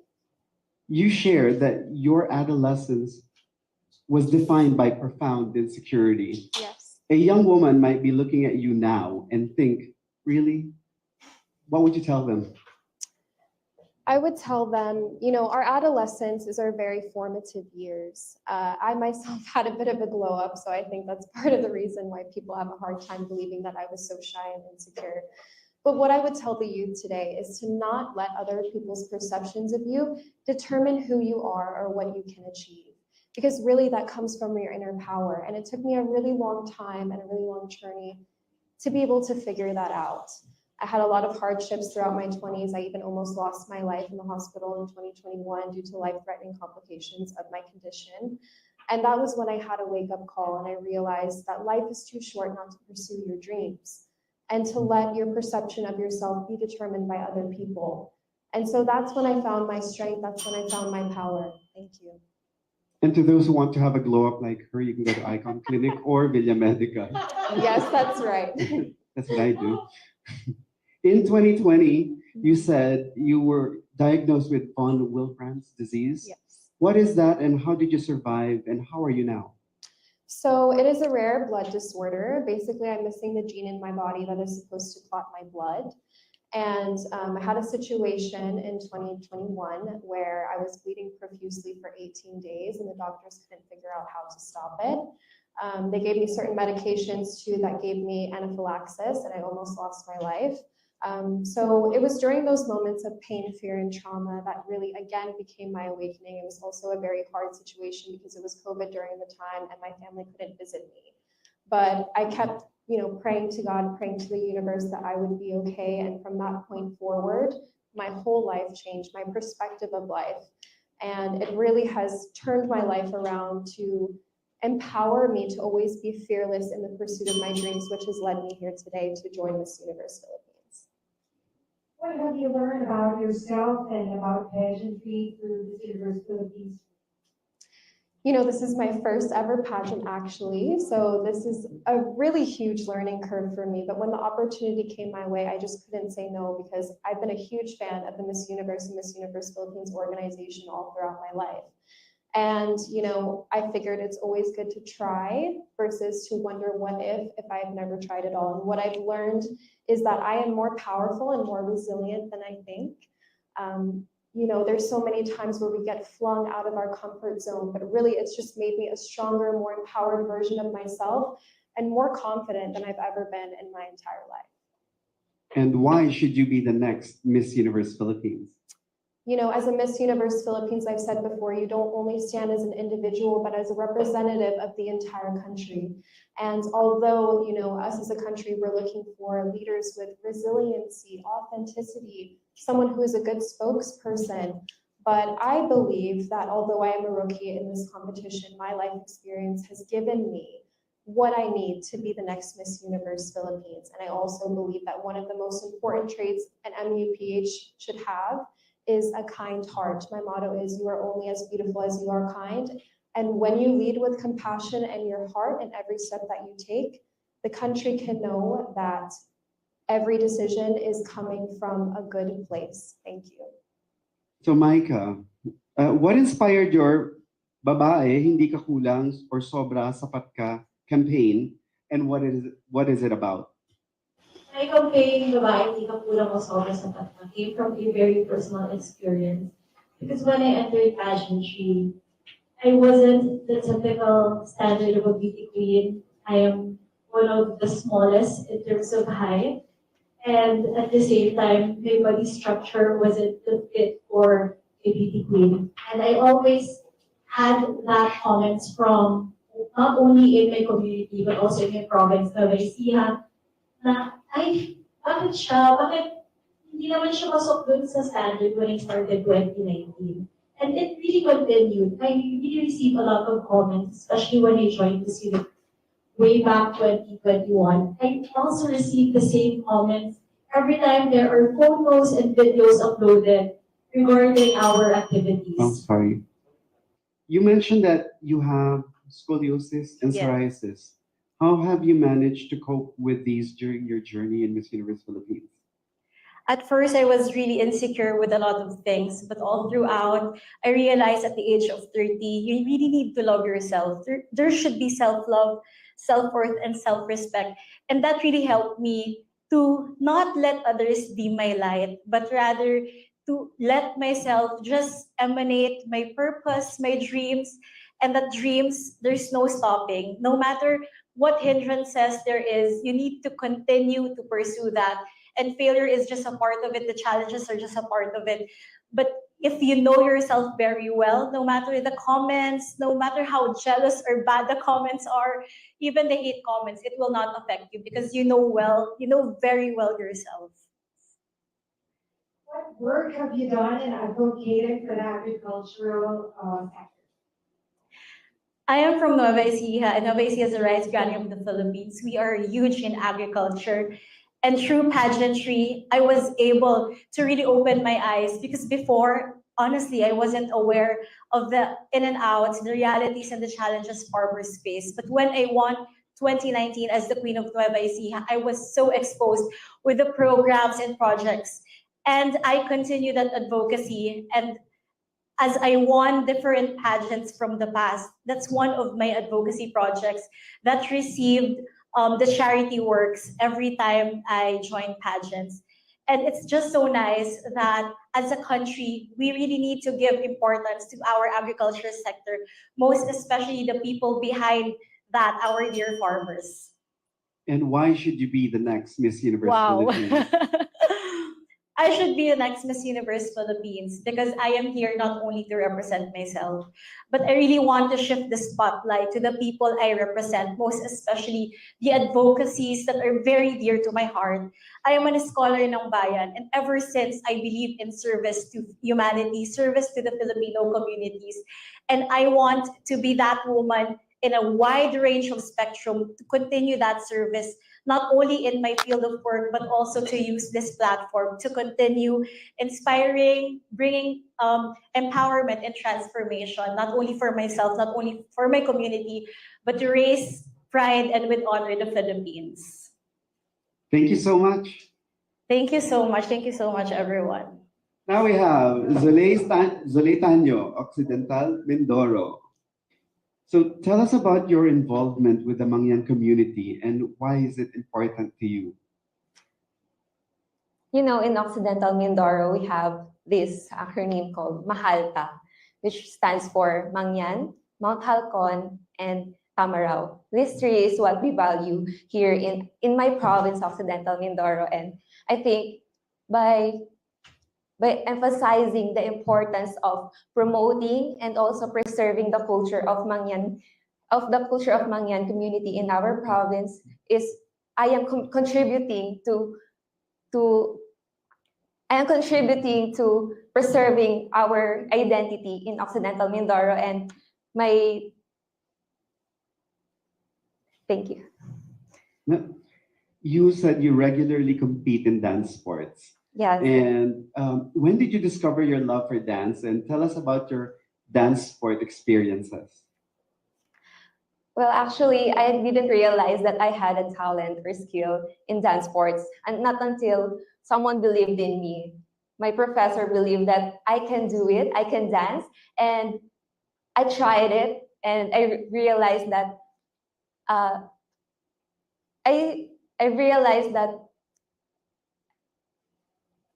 it's just someone believed in me, so I have to believe in myself too. And after competing in that dance sport competition, I've realized that I need to just come out of my shell and be confident, be more confident, and just to believe in my capabilities, in what I am able to do so. So after competing that, I have gained more confidence, and Family is very important to you. Can you tell us something about your family, how supportive they are towards this journey in university? I am just so grateful. I am so blessed actually to have a strong support system during this journey. If it were not for them, I wouldn't be able to survive this journey, especially during the challenging times, because I have to, I have to be more confident in myself. But if it's not for them, I wouldn't be able to be here. I am not surviving this competition. So I am just grateful for having them by my side during these times. And why should you be the next Miss Universe Philippines? I should be the next Miss Universe Philippines because I believe in my authenticity. I am not afraid to show my vulnerabilities, and I am here not just for myself. I am here for my province, for the Mangyan communities, for the indigenous people of the Philippines. And my purpose here is to really break the stigma, to break the barriers against the indigenous people. So what I am here for is to help them uplift their lives through equal educational and livelihood opportunities. So that is why I am here advocating for them, advocating for the Mangyan Education Center back in my province. Thank you so much, Zoe Tanyo from Occidental Mindoro. Thank you po, thank you. Now we have Hershey May Senate Pagadian. Hi, So, good afternoon. Hello. You shared that you were diagnosed with epilepsy. When was that, and how has this affected you in the rigorous schedule of the Miss Universe Philippines pageant? So hello, good afternoon, everyone. I am Hershey May Senate from Pagadian City. I have been diagnosed with epilepsy 2 years ago. And I am here in front of you today, still with epilepsy, struggling with the sickness that I did not choose to have. But I am here showing the universe that I am stronger. And with this, I am using my voice to educate other people that having epilepsy is not a hindrance in reaching my goals and dreams. Now, you are the first representative of Pagadian City in Miss Universe Philippines. What does this mean to you, and how has your city supported you? As the first delegate representing Pagadian City in Miss Universe Philippines, it feels like I am making history. As the first delegate, it's bringing my city with pride and honor.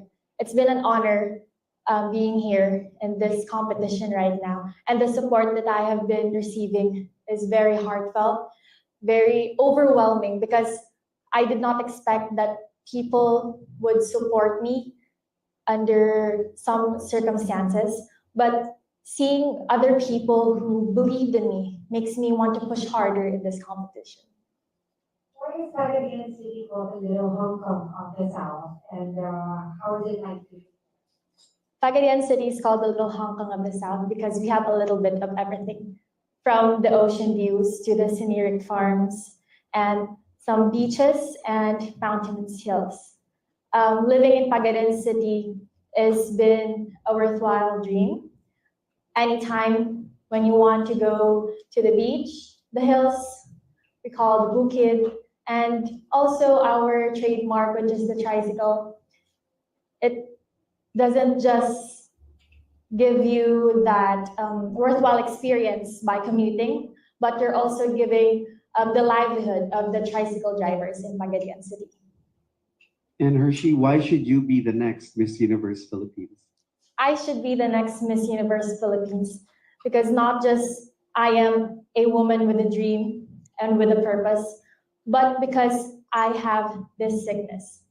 This sickness doesn't define me, and I believe I am an example to everyone who wants to achieve their dreams despite the hindrances in their lives. Thank you. So, Raven, so you grew up in one of the most visited places in the Philippines. What was it like growing up in Honda Bay, and how different is life there today?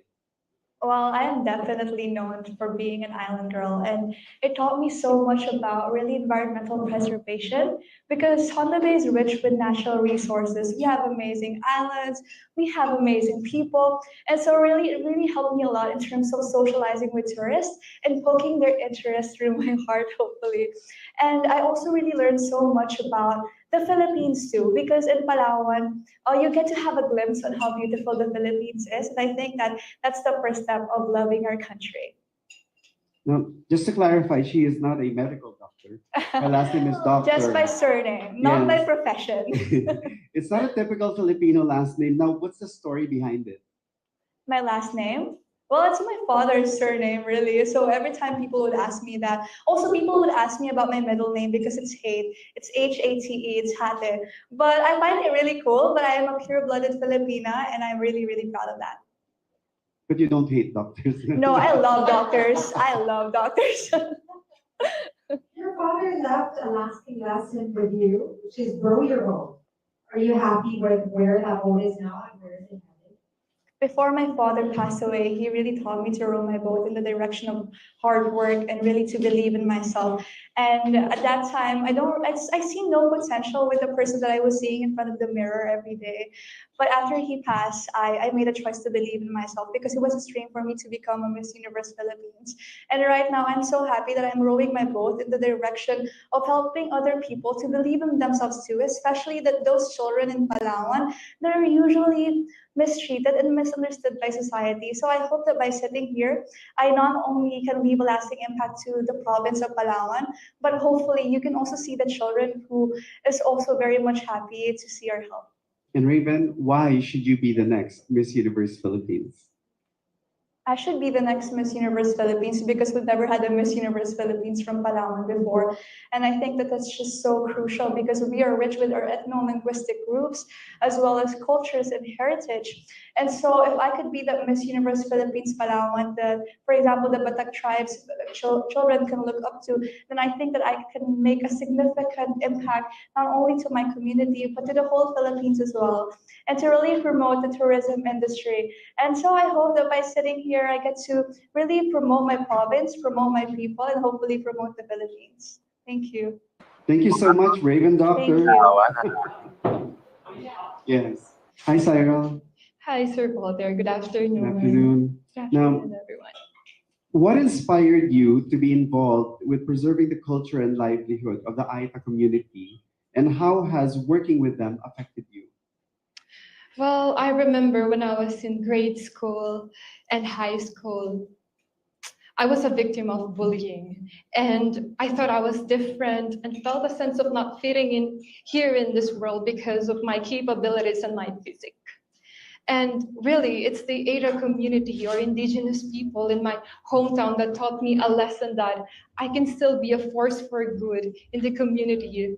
That's why part of joining here in Miss Universe to gain the courage to share my story with them. And I am very proud that I am not just representing myself, but I am also representing them because, as part of the love for culture, I always believe that indigenous people are very important when it comes to integral part of preserving and promoting our culture.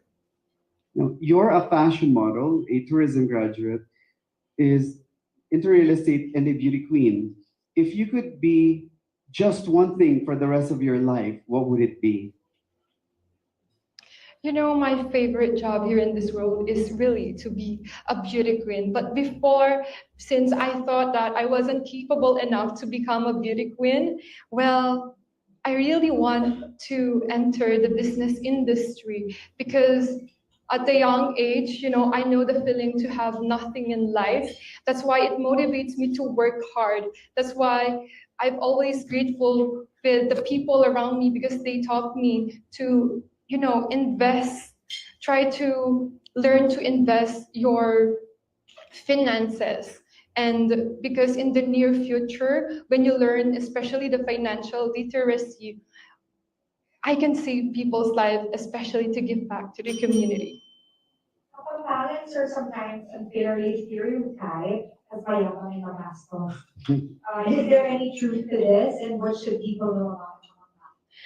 Well, it makes me so proud when Kapampangan, as they say, they are mayabang. But one good thing about that is that, yes, we are mayabang because we have so many values and things that we can offer.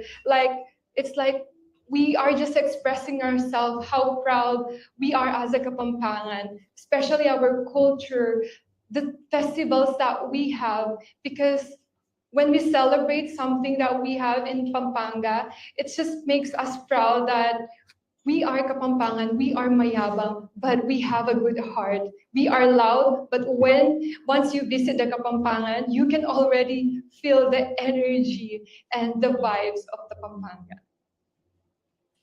And lastly, Cyril, why should you be the next Miss Universe Philippines? As someone who grew up with my grandparents and witnessing the lives of the indigenous people, I really gained courage and knowledge for me to be able to fight for their rights. And as I joined here in Miss Universe, I want to step out to promote authenticity, empathy, and inclusivity. And I'm here to remind everyone, especially the younger generation, to never limit themselves, especially when achieving their dreams, just like what I did. Thank you. Hi, Grace. Hi po. So you were inspired by your parents who work both in the medical field to study nursing. Do you plan to practice nursing in the Philippines or overseas? Well, my childhood dream is to work abroad pa talaga. But I think I will have an experience here in the Philippines to take care of the children and also the needy, and also to help my future patients po dito sa Philippines. Now, what specifically motivated you to become an advocate for women's and children's rights? Well, I am a survivor and a victim of child abuse since I was 5 years old po. And I think it is my fuel for my fire. So I am an advocate now for protecting and promoting children and women's rights.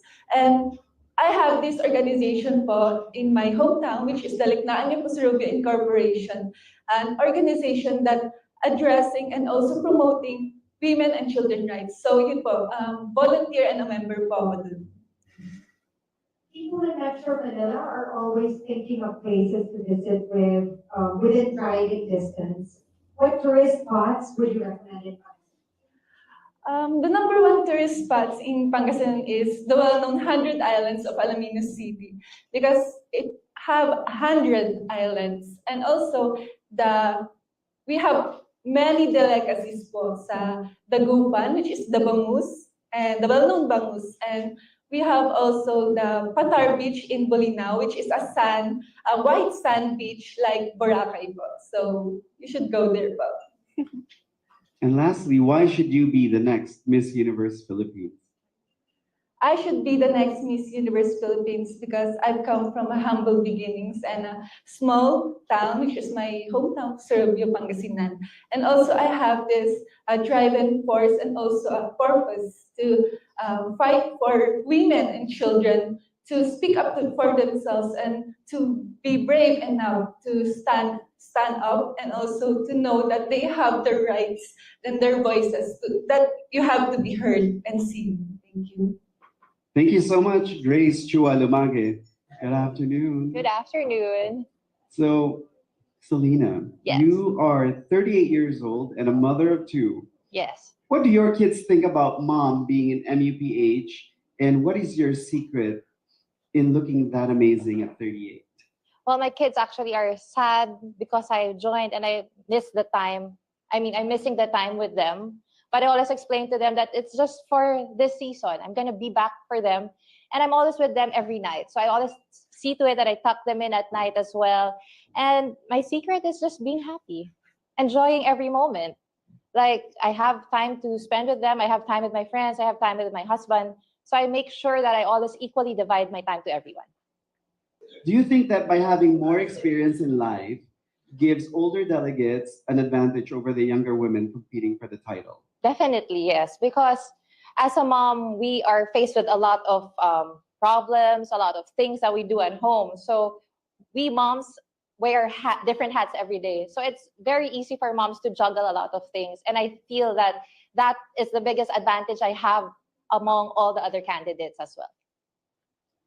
You were in excellent shape and advocate for physical and mental wellness. When did your interest in fitness start and what got you into it? Well, after giving birth, of course, I had two kids. I became big. And then just recently during the pandemic, I tried to lose weight because we were all stuck at home. We were all bored at home. So I just started with the jump rope. And with jump rope, I saw that I was able to lose a lot of weight. And it pushed me more to maintain the body that I have now. And I got surprised actually that I was able to, kaya ko pa palang pumayat ng ganito kabilis. And syempre, na-inspire ako lalo kasi nagka-abs ako ulit. Yeah. Magja-jump rope na tayo mamaya. Jump rope, Yes. sabay tayo. So, yes. And lastly, why should you be the next Miss Universe Philippines? Well, why not? Maybe it's time for a mom to represent the Philippines. Maybe it's time that the universe has its own mother. Because as a mom, you get to take care of everybody. And I feel that I can take care of the entire universe or the Philippines and represent them well in the international stage. Thank you so much, Selena. Thank you. Now, Cam, you came into the competition later than the rest of the delegates. How did you feel when you first were offered the opportunity? Well, upon crowning, they always say if the winner is not able to fulfill their duties, the first runner-up will take over. And in that moment, I said, I will be ready anytime my name is called.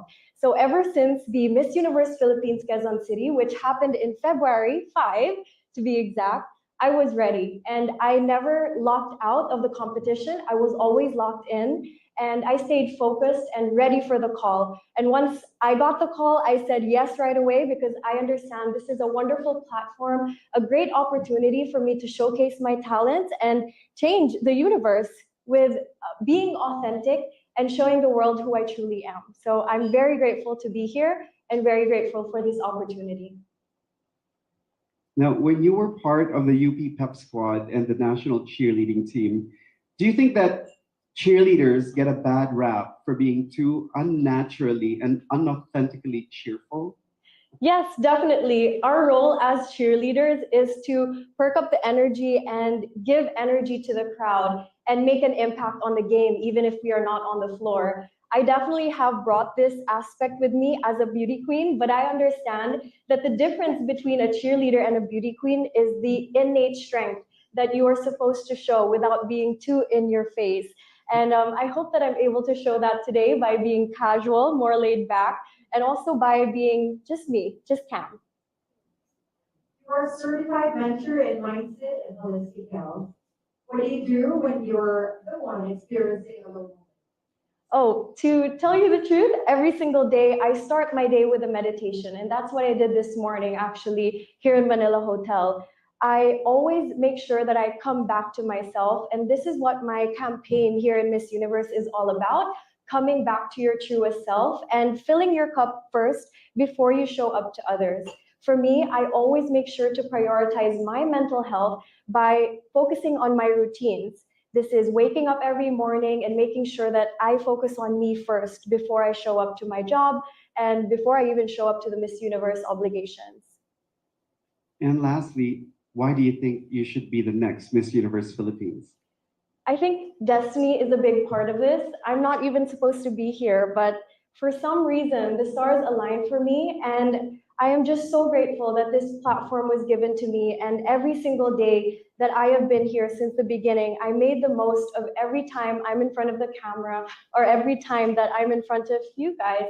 And I think that I should be the next Miss Universe Philippines because I am a person of integrity. I'm a leader, and I'm also someone who can communicate what is best for the Philippines as well as this organization. Thank you so much, Kamlagmay, Quezon City. Now we have Maria Atisa Manalo. So, Atisa, you have a successful, thriving business and a successful pageant past. Why did you risk all of that and compete in Miss Universe Philippines? I really think that my chance to join Miss Universe Philippines again, I am doing it to inspire people, to tell them my story. I came from very humble beginnings, and I want to show everyone that if you work hard and work hard for the dream that you want for yourself, it is possible. And I think that's a story that I haven't told people throughout my other pageant journey and also my business journey. That's why I joined again. Now, in one of your videos, I was amused that you were twirling a baton. And in many pageant references, baton twirling has become a stereotype for pageant girls. What do you say to people who might see you as a stereotypical pageant queen? I didn't even know that's a stereotype for beauty queens that we all twirl our batons. But you know what? It helps in your performance. When you twirl the baton, you know how to perform for people, you know how to give a show. And I do think that it's a very important part of pageantry, giving everyone a show. I have a baton de lang. Sample. Then you know, Atisa, the beauty queen, you are the beauty queen and a businesswoman as well. Other than those two words, who is Atisa to those that don't know you? I think for my family and my friends, I am someone who is always there for them. I am someone who is caring, and I do think that if I have the ability to help people, especially people who are close to me, my loved ones, my friends, and my family, everything I do is for them. So I do think that's the image that I want other people to know as well, that if I want to achieve something, if I want to work hard for something, that it is possible for me. And lastly, why should you be the next Miss Universe Philippines? I think I should be the next Miss Universe Philippines because I really think that I have a story to tell. I think that a lot of the Filipinos need an inspiration to see that it doesn't matter where we come from in life. It doesn't matter our life circumstances. I was born from very humble beginnings. It does not define your potential. What defines your potential is how you work hard for your dreams and what you do to achieve those dreams. Thank you. Thank you very much, Maria Atisa Manalo, Thank you Quezon so Province. You seem to be very passionate about your business, Victoria's Kusina. Yes. Tell us more about it and who is Victoria? Victoria is my mom. I started Victoria's Kusina during pandemic because a lot of people are asking help from me. And then you don't just give a fish to somebody, you teach them how to fish. That's when Victoria's Kusina started. These people are supplying me local products, which is from the Philippines, Luzon, Visayas, and Mindanao. As an entrepreneur, I wanted to help a lot of people, not just me rising. I want people to also rise up. That's when I started Victoria's Kusina with the heart and love to help other people. Now, you are one of the moms in this year's edition with 3 children. Why was it important for you to join Miss Universe Philippines when you are already very busy being a business owner and a mother? Thank you, Sir Voltaire.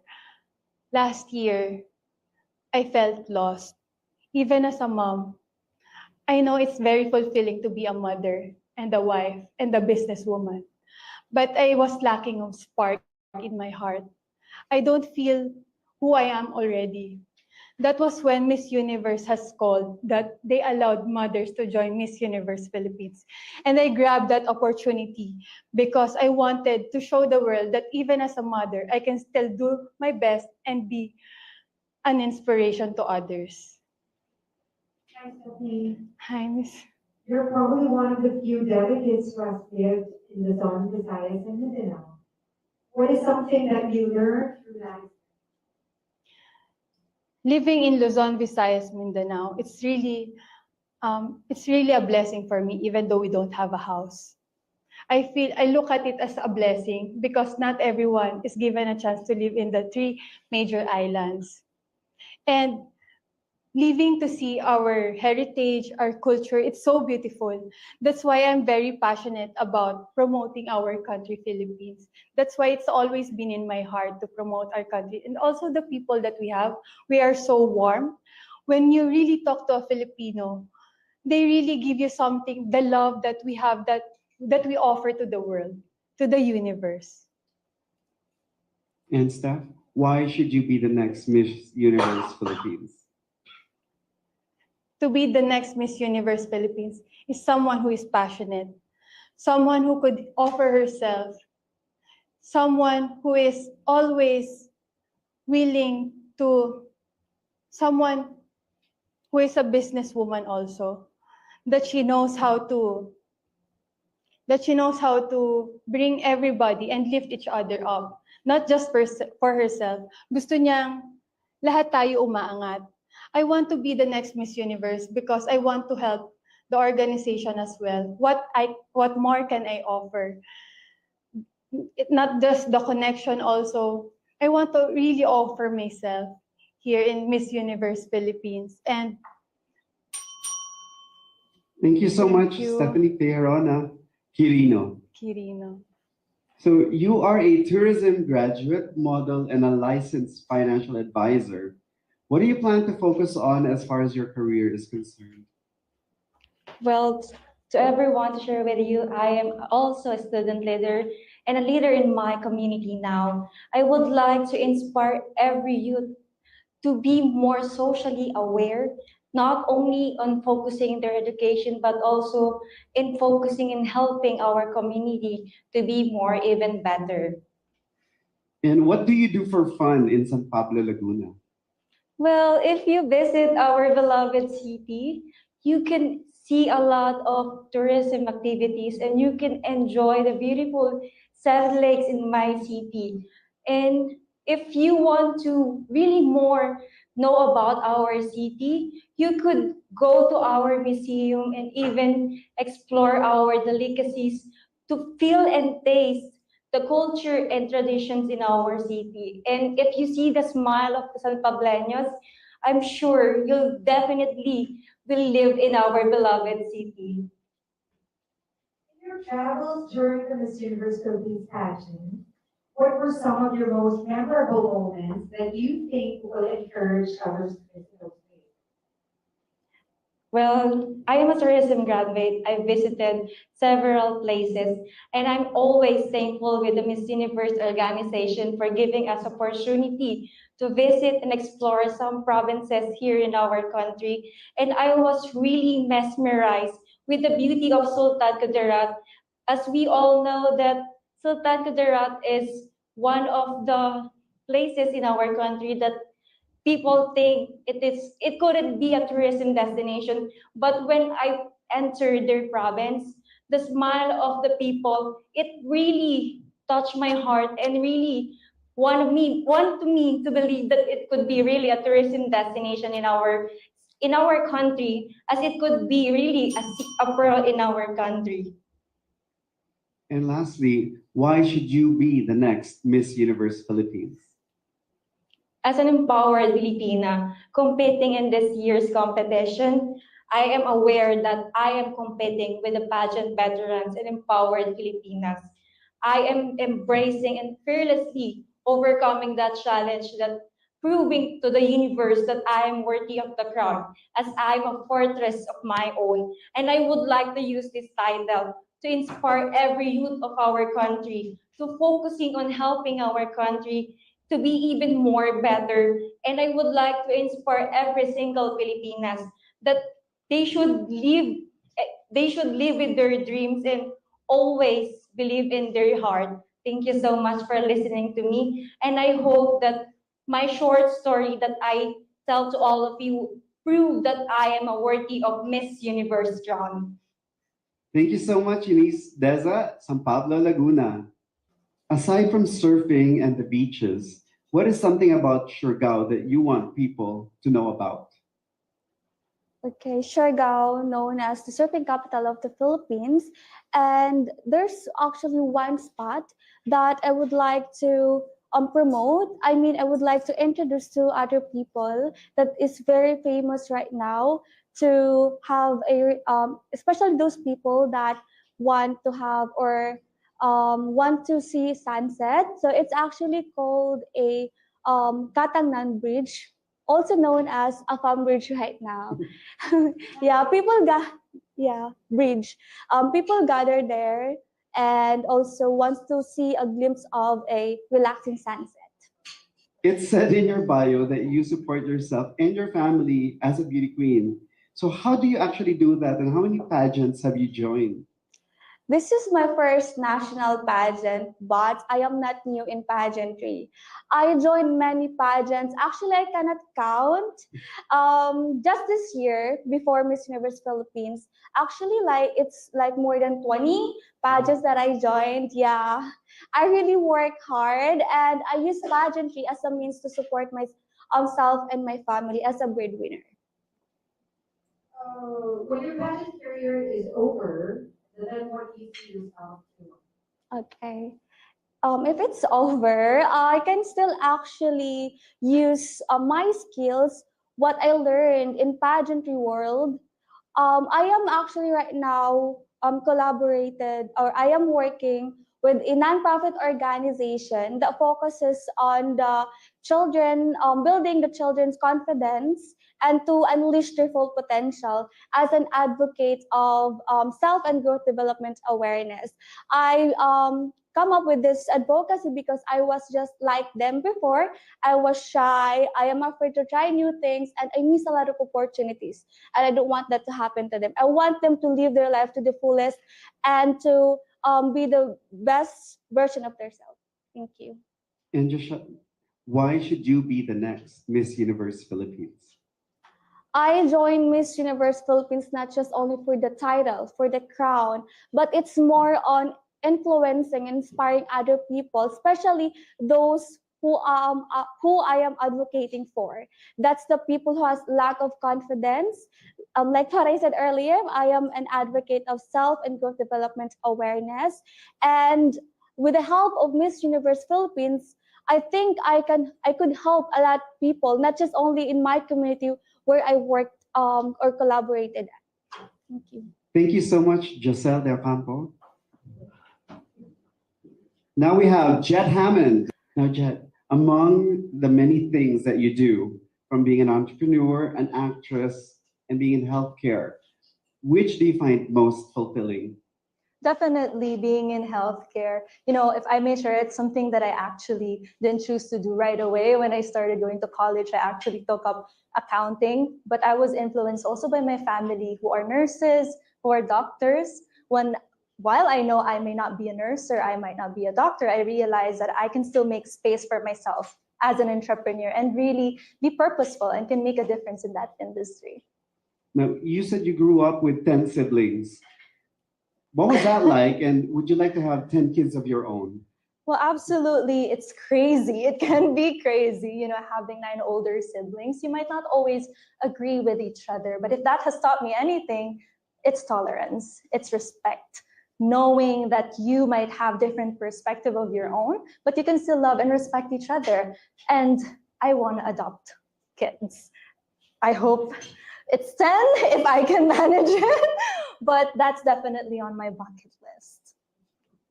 When people hear Southern California, images of Barbie, surfer dudes, Hollywood celebrities come to mind. But what for you is the reality of living? Well, as a Filipino immigrant living in Southern California, there really is a different layer of Southern California that you might not see. One is, the Filipino community, historic Filipino town. There is an actual city called Historic Filipino Town.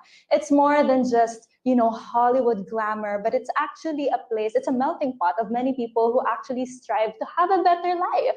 I'm also very pleased to share that I was also one of, the advocates for love for migrant workers. And when you actually watch all the amazing videos that we shared online, you will see a little glimpse of what it feels like to be a Filipino American in Southern California.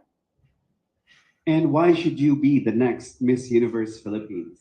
Well, coming here as a married woman and the first ever Miss Universe Philippines Southern California, I do think that I'm here as a symbol of representation. Many people of many women of, different circumstance, of different status deserve also to be seen by the Philippines, by the universe. But most importantly, I think I'm ready.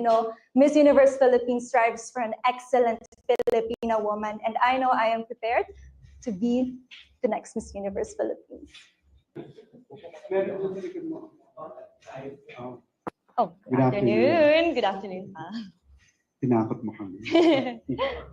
Now, several of this year's delegates are valedictorians. When you were in school, did you ever imagine competing in one of the biggest national pageants? No, not at all. I don't think many people would have imagined that I would become a beauty queen contestant as someone who is petite, and I actually focused a lot on taekwondo and sport, competing internationally. And being an academic, becoming a valedictorian was a surprise because I started not so naturally academic. I think I became second or even last growing up. And I think it comes from just being very diligent and really fighting hard for what you want, continuing to study and making sacrifices for a long-term success and sense of fulfillment in the end. Now, you do the Hello Philippines Youth Tour. What do you think is the biggest disconnect between those who participate in the tour? I noticed from my community in Sydney, especially the youth, that they feel disconnected from their roots because they did not grow up in the Philippines, or their parents no longer teach them their traditions and values. And I'm so appreciative of my parents who are Filipino that they really grew us up with those values of being very family oriented, very faithful, and we always spend time together. And that is something I wanted to share with the youth. So I bring them to the Philippines to experience the natural beauty of our country and experience the warmth of our people. And I'm so glad that in our tour in August that they came back with a stronger sense of identity, of their Filipino identity. How did a small brave girl become a black belt in taekwondo and compete internationally? Are the challenges you overcame their similar skills and It started from my younger brother and my dad. They're actually the first black belts of the family. We are a very tight-knit family. And I think it comes from enjoying that sense of pushing yourself out of your comfort zone and seeing, oh, you can really achieve more than you think or that other people believe. I really enjoy that feeling that you surprise people, that you can be an unexpected athlete. And today I hope that I can be an unexpected beauty queen. And lastly, why should you be the next Miss Universe Philippines? As someone not expected to be a beauty queen, being petite, a taekwondo athlete, and an accountant, I think me becoming Miss Universe Philippines would show that the transformational power of a pageant to turn a simple person into a queen that can serve and inspire other people. And I think it would show that for women that you should not limit yourself to what you can achieve. And if I had the honor of being the next Miss Universe Philippines, then I would be so honored to show that as us Filipinos who are resilient, faithful, and compassionate, we can achieve anything, even unexpectedly. Thank you so much, Janina and Louie. So tell us briefly about surviving Yolanda, and does it still haunt you to this day?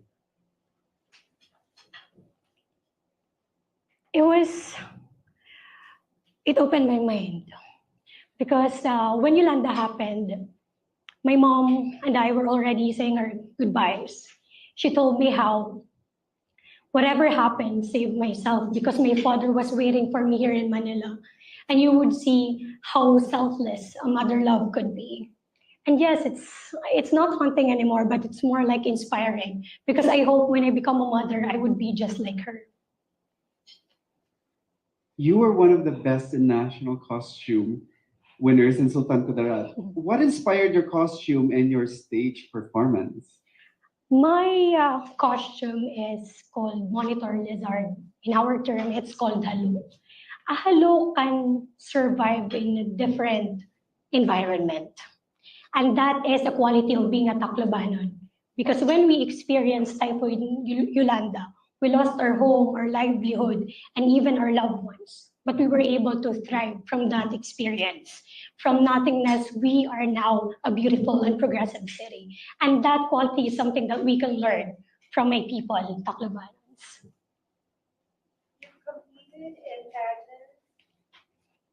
Competed in pageants as a kid, but never thought you'd make it on the international stage. So when the Miss Universe Philippines removed the height requirement, what was your reaction and what were your thoughts? Okay, I was so happy when I heard about it. Because when I was 12 years old, that's where my pageantry began. And at that time, I was actually pretty tall for my age. But then when my age increased, my height stayed the same. But you know what? When the height restriction was lifted, it gave me hope that, you know, this change could help other young women as well. And if I'm going to compete here, I'll be able to represent my own kind of beauty. And we are looking in the future where a young woman will no longer be scared of being comfortable in her own kind of beauty. And why should you be the next Miss Universe Philippines? Because for me, being a Miss Universe, it's really a responsibility. It's not just about the glitz and glamour. And my experiences in life, surviving, you know, my mom had difficulty birthing me. I am a Yolanda survivor. And about 3 years ago, I almost drowned. So let's just say I'm really good at escaping that. But from these experiences, I know how to take risks. I'm no longer scared of death anymore. So I'm living my life freely. So every day it's about taking risks and living life to the fullest. And I believe that's the best quality of being a Miss Universe Philippines. Thank you so much, Tamara. Thank you so much. Tacloban. Now we have Chrissy Lynn Landrito Magari, Taguig. You are a travel host for a show that features some of the best destinations in the world. How different is it to travel for your show and to travel the country with Miss Universe Philippines? Well, they're different because I'm obviously accompanied by 52 other candidates. So it's distributing my time and getting to know all the girls, but also, you know, just enjoying the ride and the experience. These activities through Miss Universe Philippines allows us to immerse ourselves in different culture and heritage aspect of the Philippines as well. And when I travel for my travel show, I'm more focused on marine and sustainability and eco-conservation. So I thought you were going to say I get paid to do the other one. There's that aspect as well. We can't deny that. Now, you started your pageant career almost 14 years ago. So in what ways is Christy different and in what ways is she the same as a pageant contestant? Well, 14 years ago, I obviously entered the pageant industry or scene as a newbie, as a young girl with very minimal experience that was just looking to have fun and get to know my heritage and my roots and my culture as a Filipina. This time around, I'm obviously a lot more self-aware. I'm in my early 30s. I've achieved and accomplished a lot, I think, and because of my experience in the pageant industry, but I still haven't achieved one great dream, which is why I'm back and still doing it with you guys today.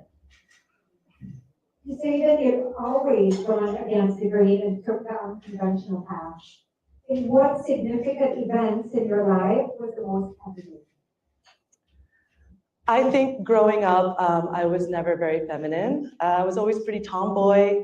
I played sports and I love to be outside and play with the boys, I guess. I never really harnessed that feminine aspect, but I think I went against the grain when I proved myself that I could do something different and join and enter pageantry through my mom's wishes. And I dropped in my life in New York City.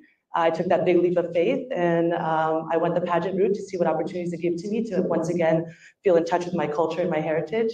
And I'm here 10 years later and I've made Philippines my permanent home and I'm so proud to be here. And lastly, why should you be the next Miss Universe Philippines? 6 months ago, I wouldn't have been given this opportunity to be sitting in this chair in front of you.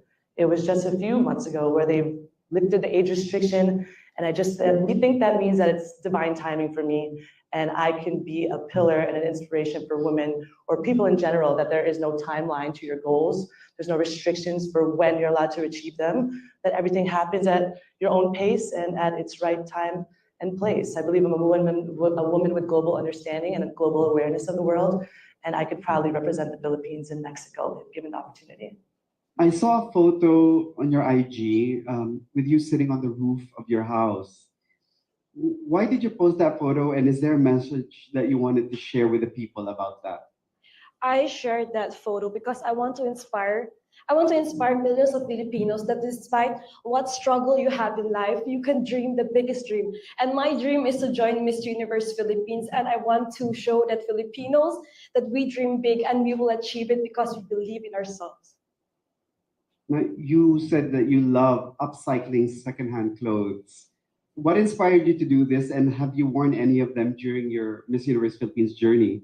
So I love to upcycling clothes since I'm a fan of Okay Okay. When I was living in Mindanao, I could not afford to buy nice clothes. So what I did is that I bought something from Okay Okay and I recycled it and make it fashion, because I believe that fashion is something that you wear and you have to match it and you make it your own outfit and you own your own outfit. Can you tell us more about Paminaw and how that has helped your family?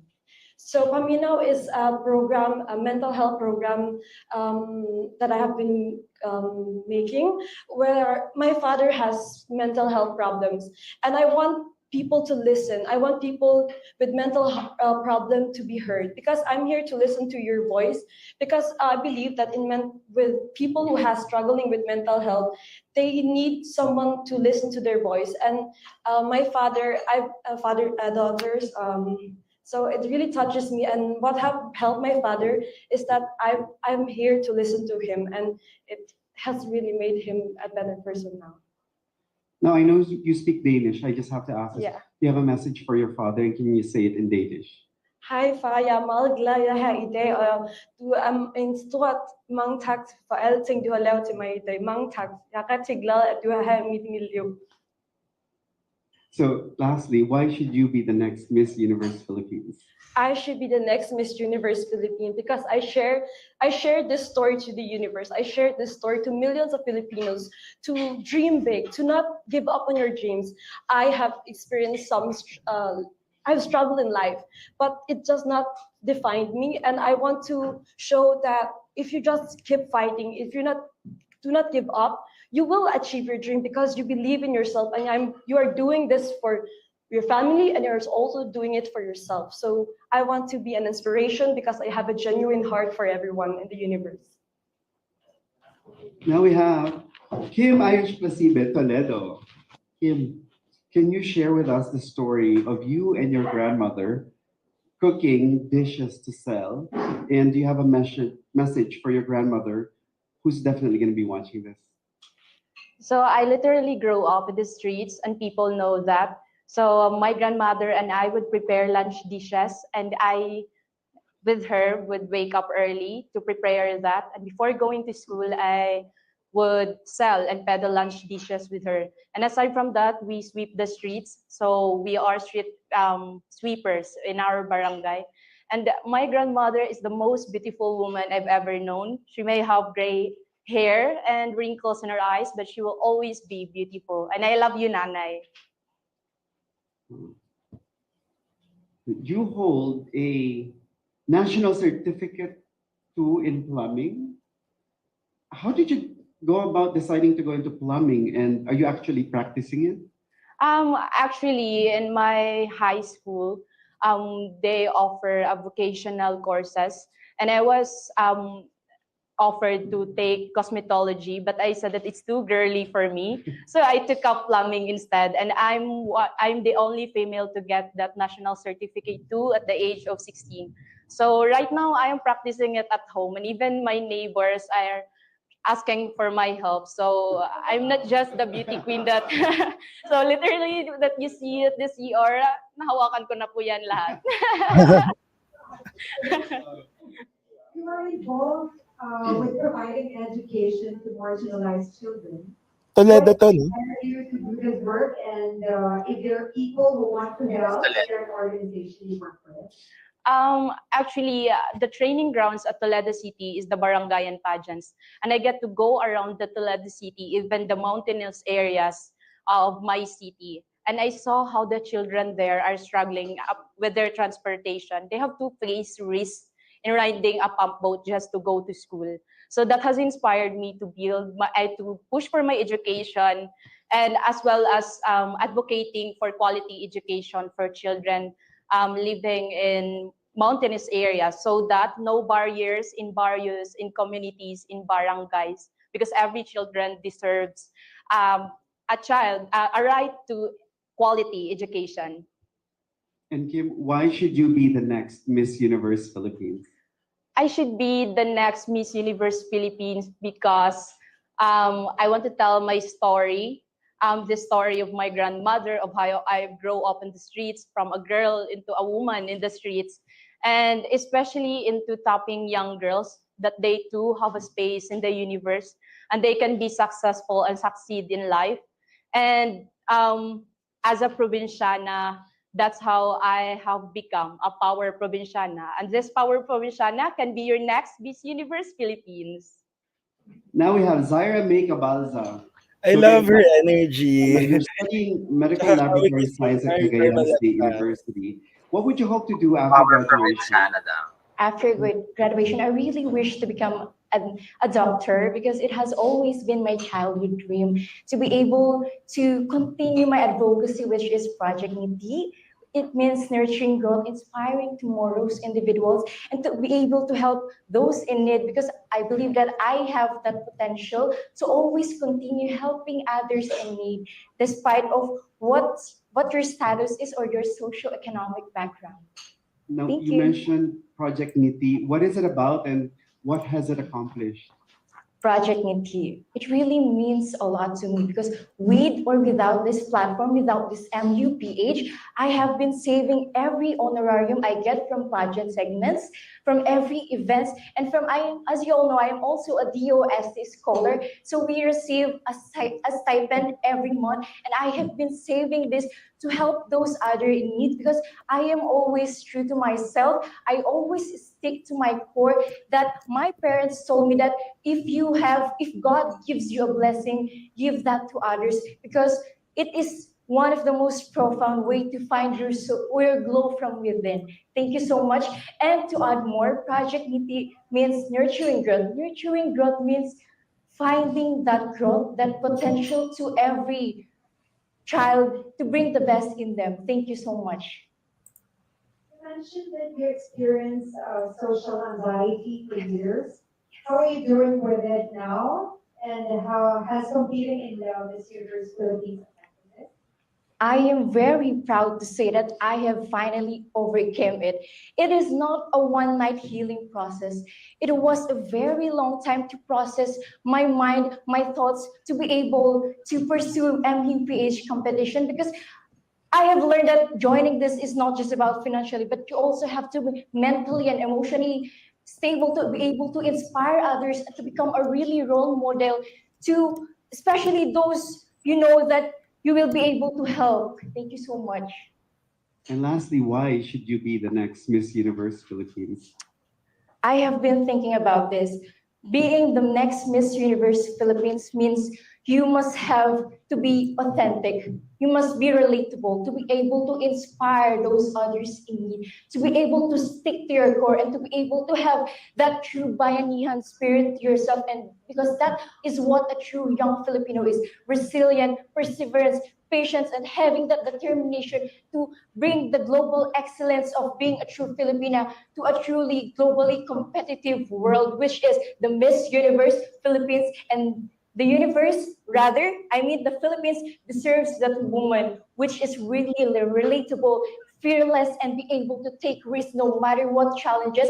Because I came here without a big budget, but I did not really struggle because I find ways on how to sustain myself to be able to truly stick to my advocacy and push through to it. Thank you so much, and God bless you all.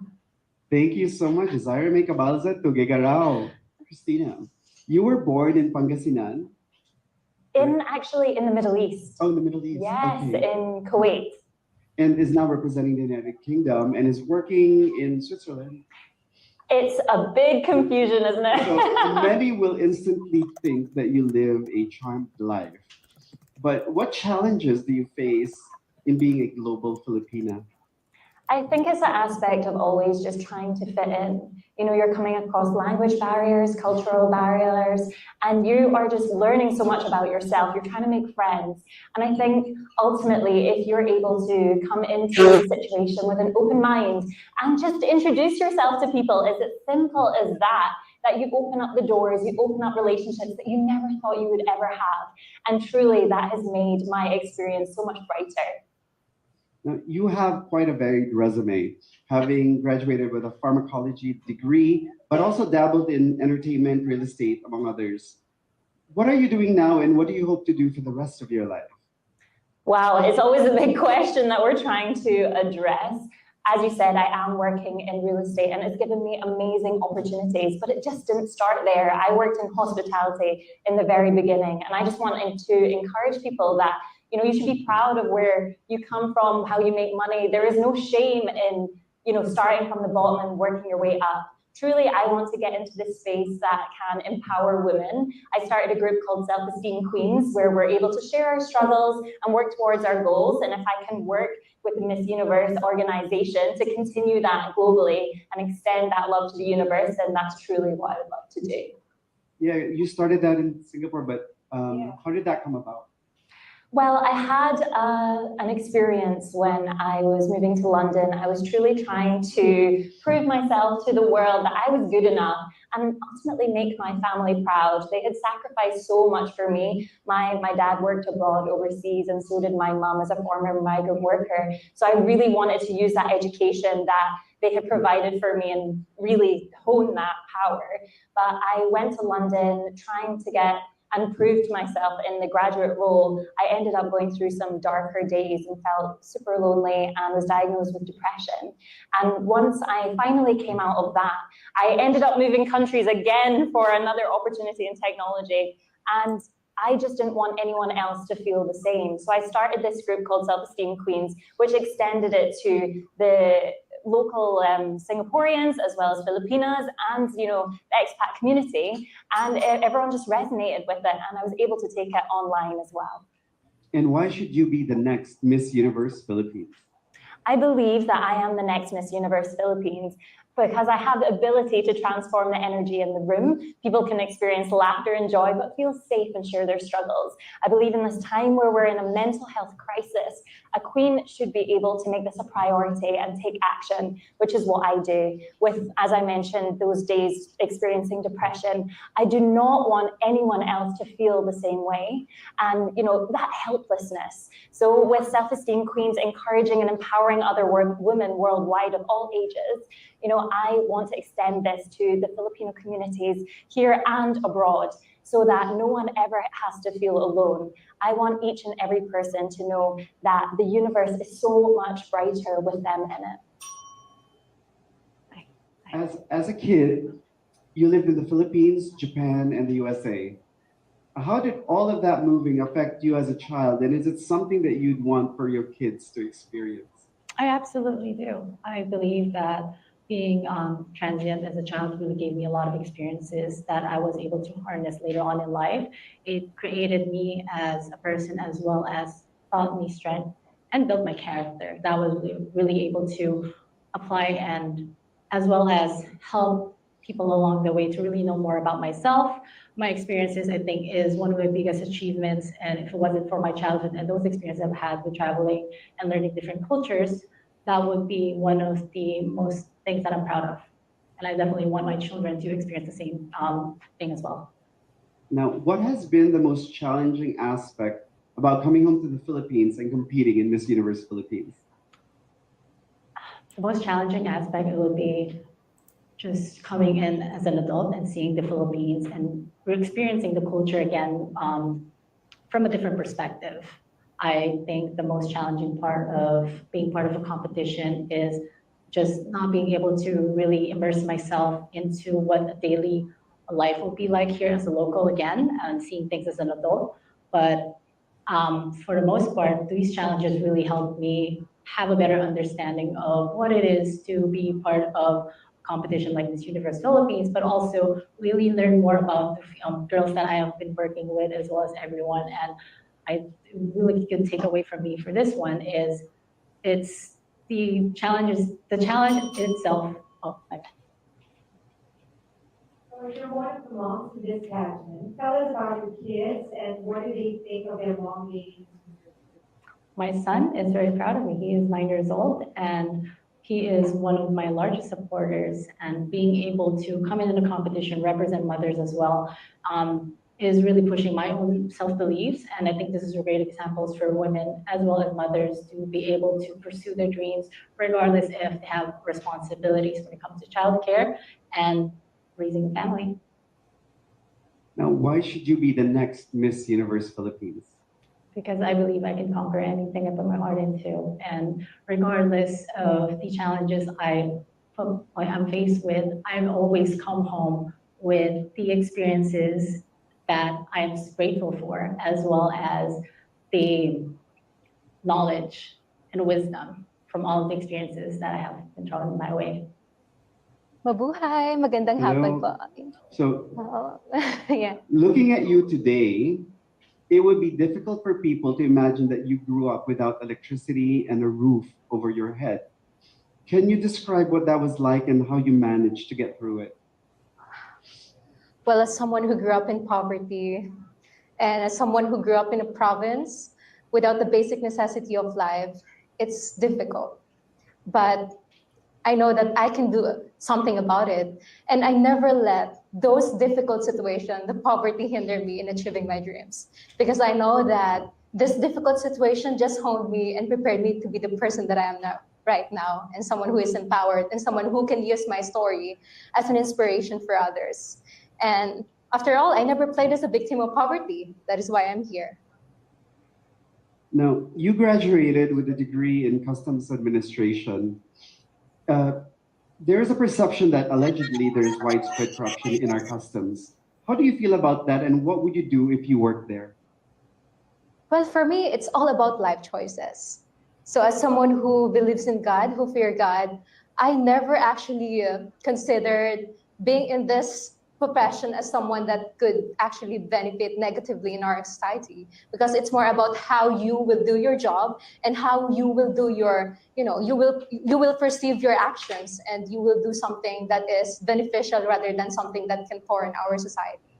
So in this profession that I chose, I pledge to give my best, to give my authentic me, and to just spread positivity and at the same time to draw inspiration for my story as well. As someone who fight, the poverty of life through education and having such profession that I'm blessed to have. Galing ni Anita, ha? You are so amazed with your very, very tiny waistline. You feel unfairly judged by the feature alone. And what would you hope that people will remember when they meet?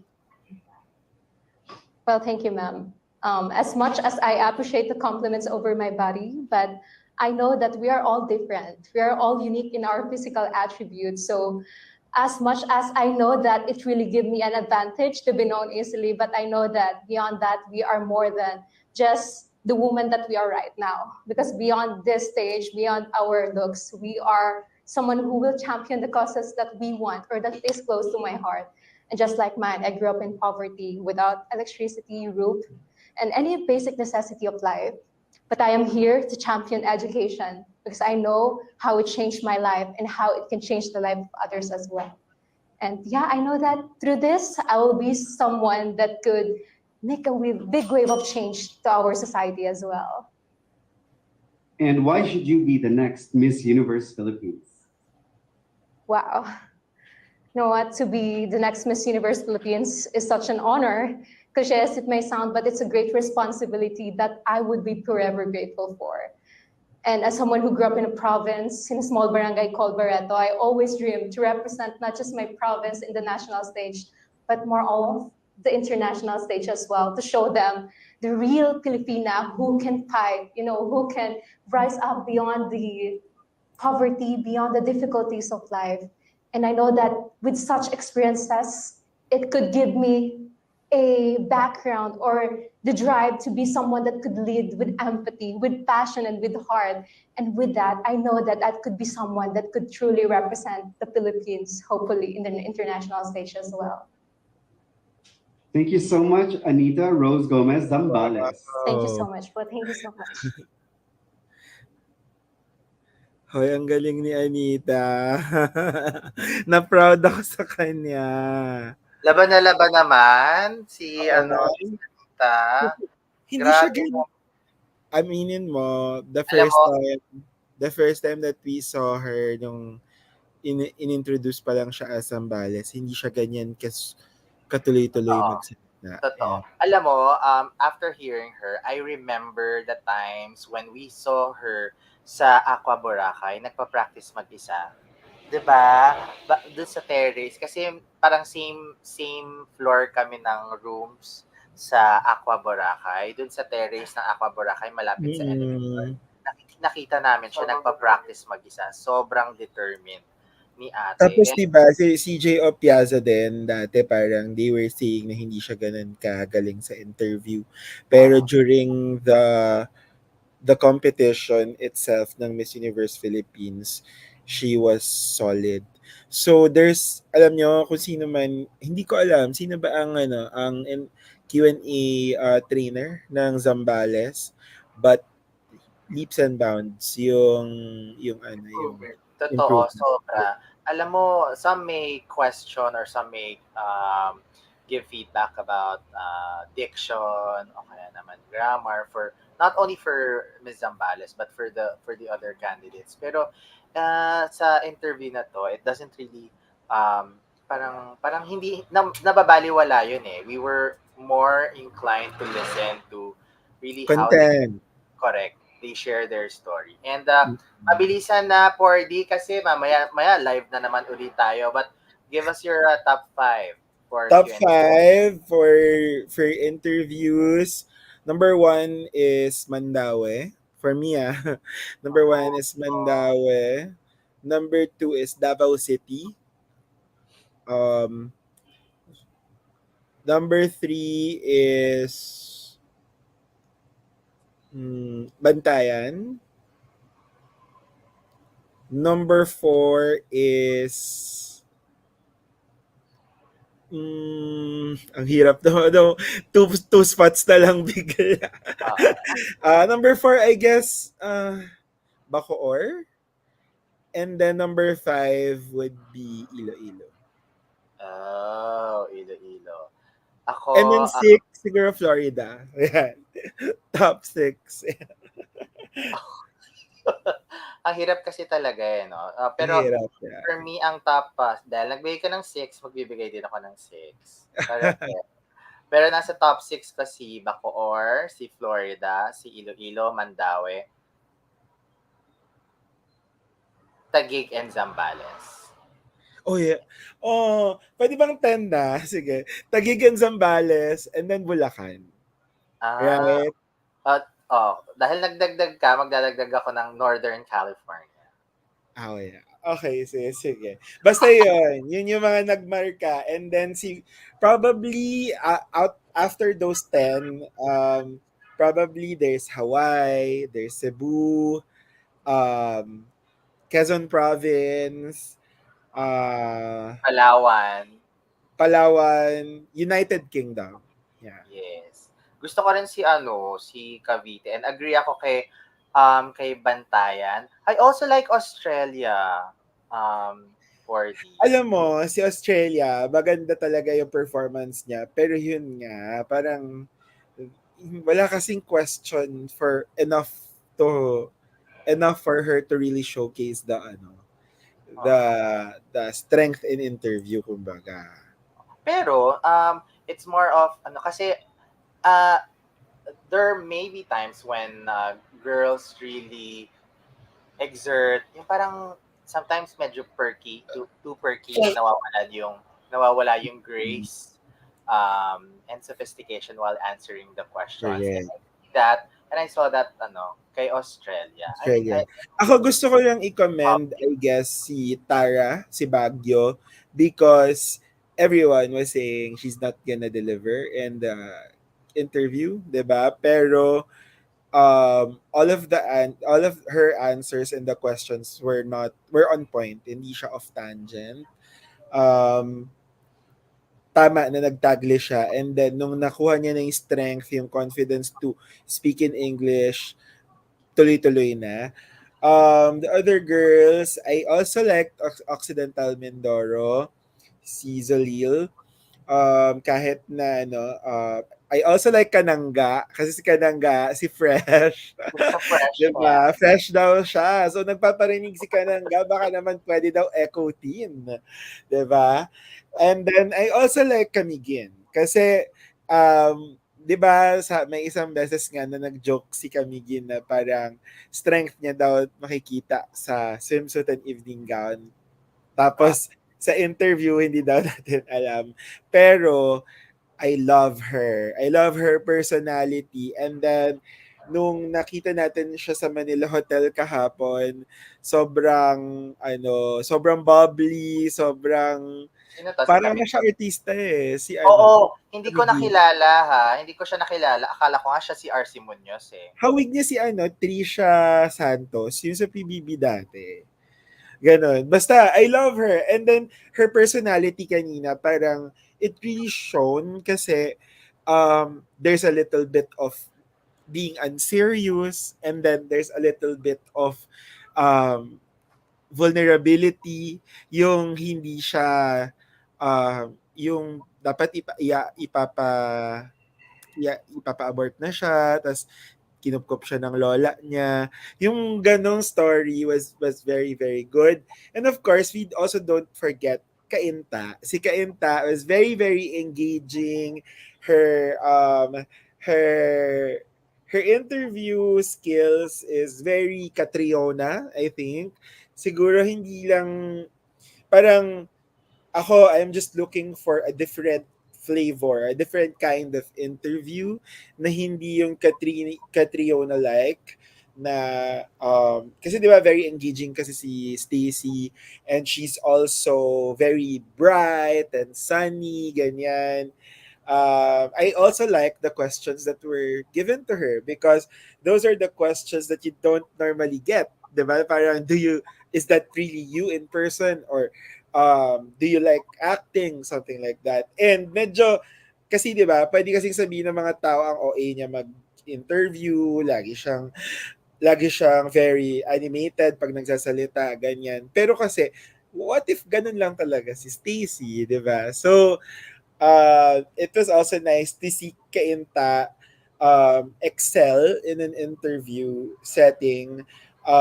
Because that's basically her strength. We all know na tiktakera talaga si Stacy. Yeah. For me, Tacloban is very straightforward and authentic. She didn't have to giggle para lang I love her too. Yeah. Para lang mapakita na she's warm and she's relatable. So, Tacloban yung is Yolanda to, diba? Si Yolanda.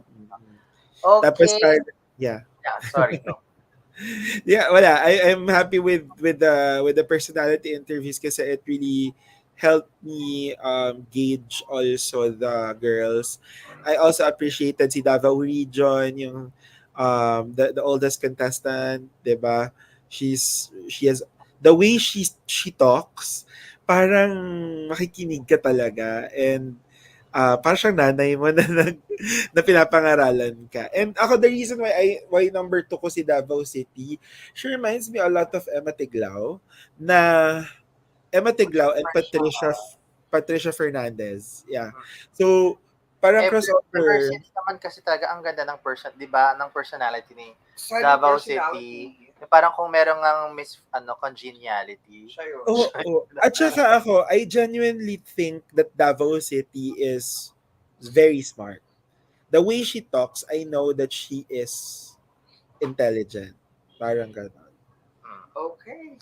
Yeah. Okay, thank you mga ka-crown. Maya-maya lamang po ay magbabalik Bye. tayo.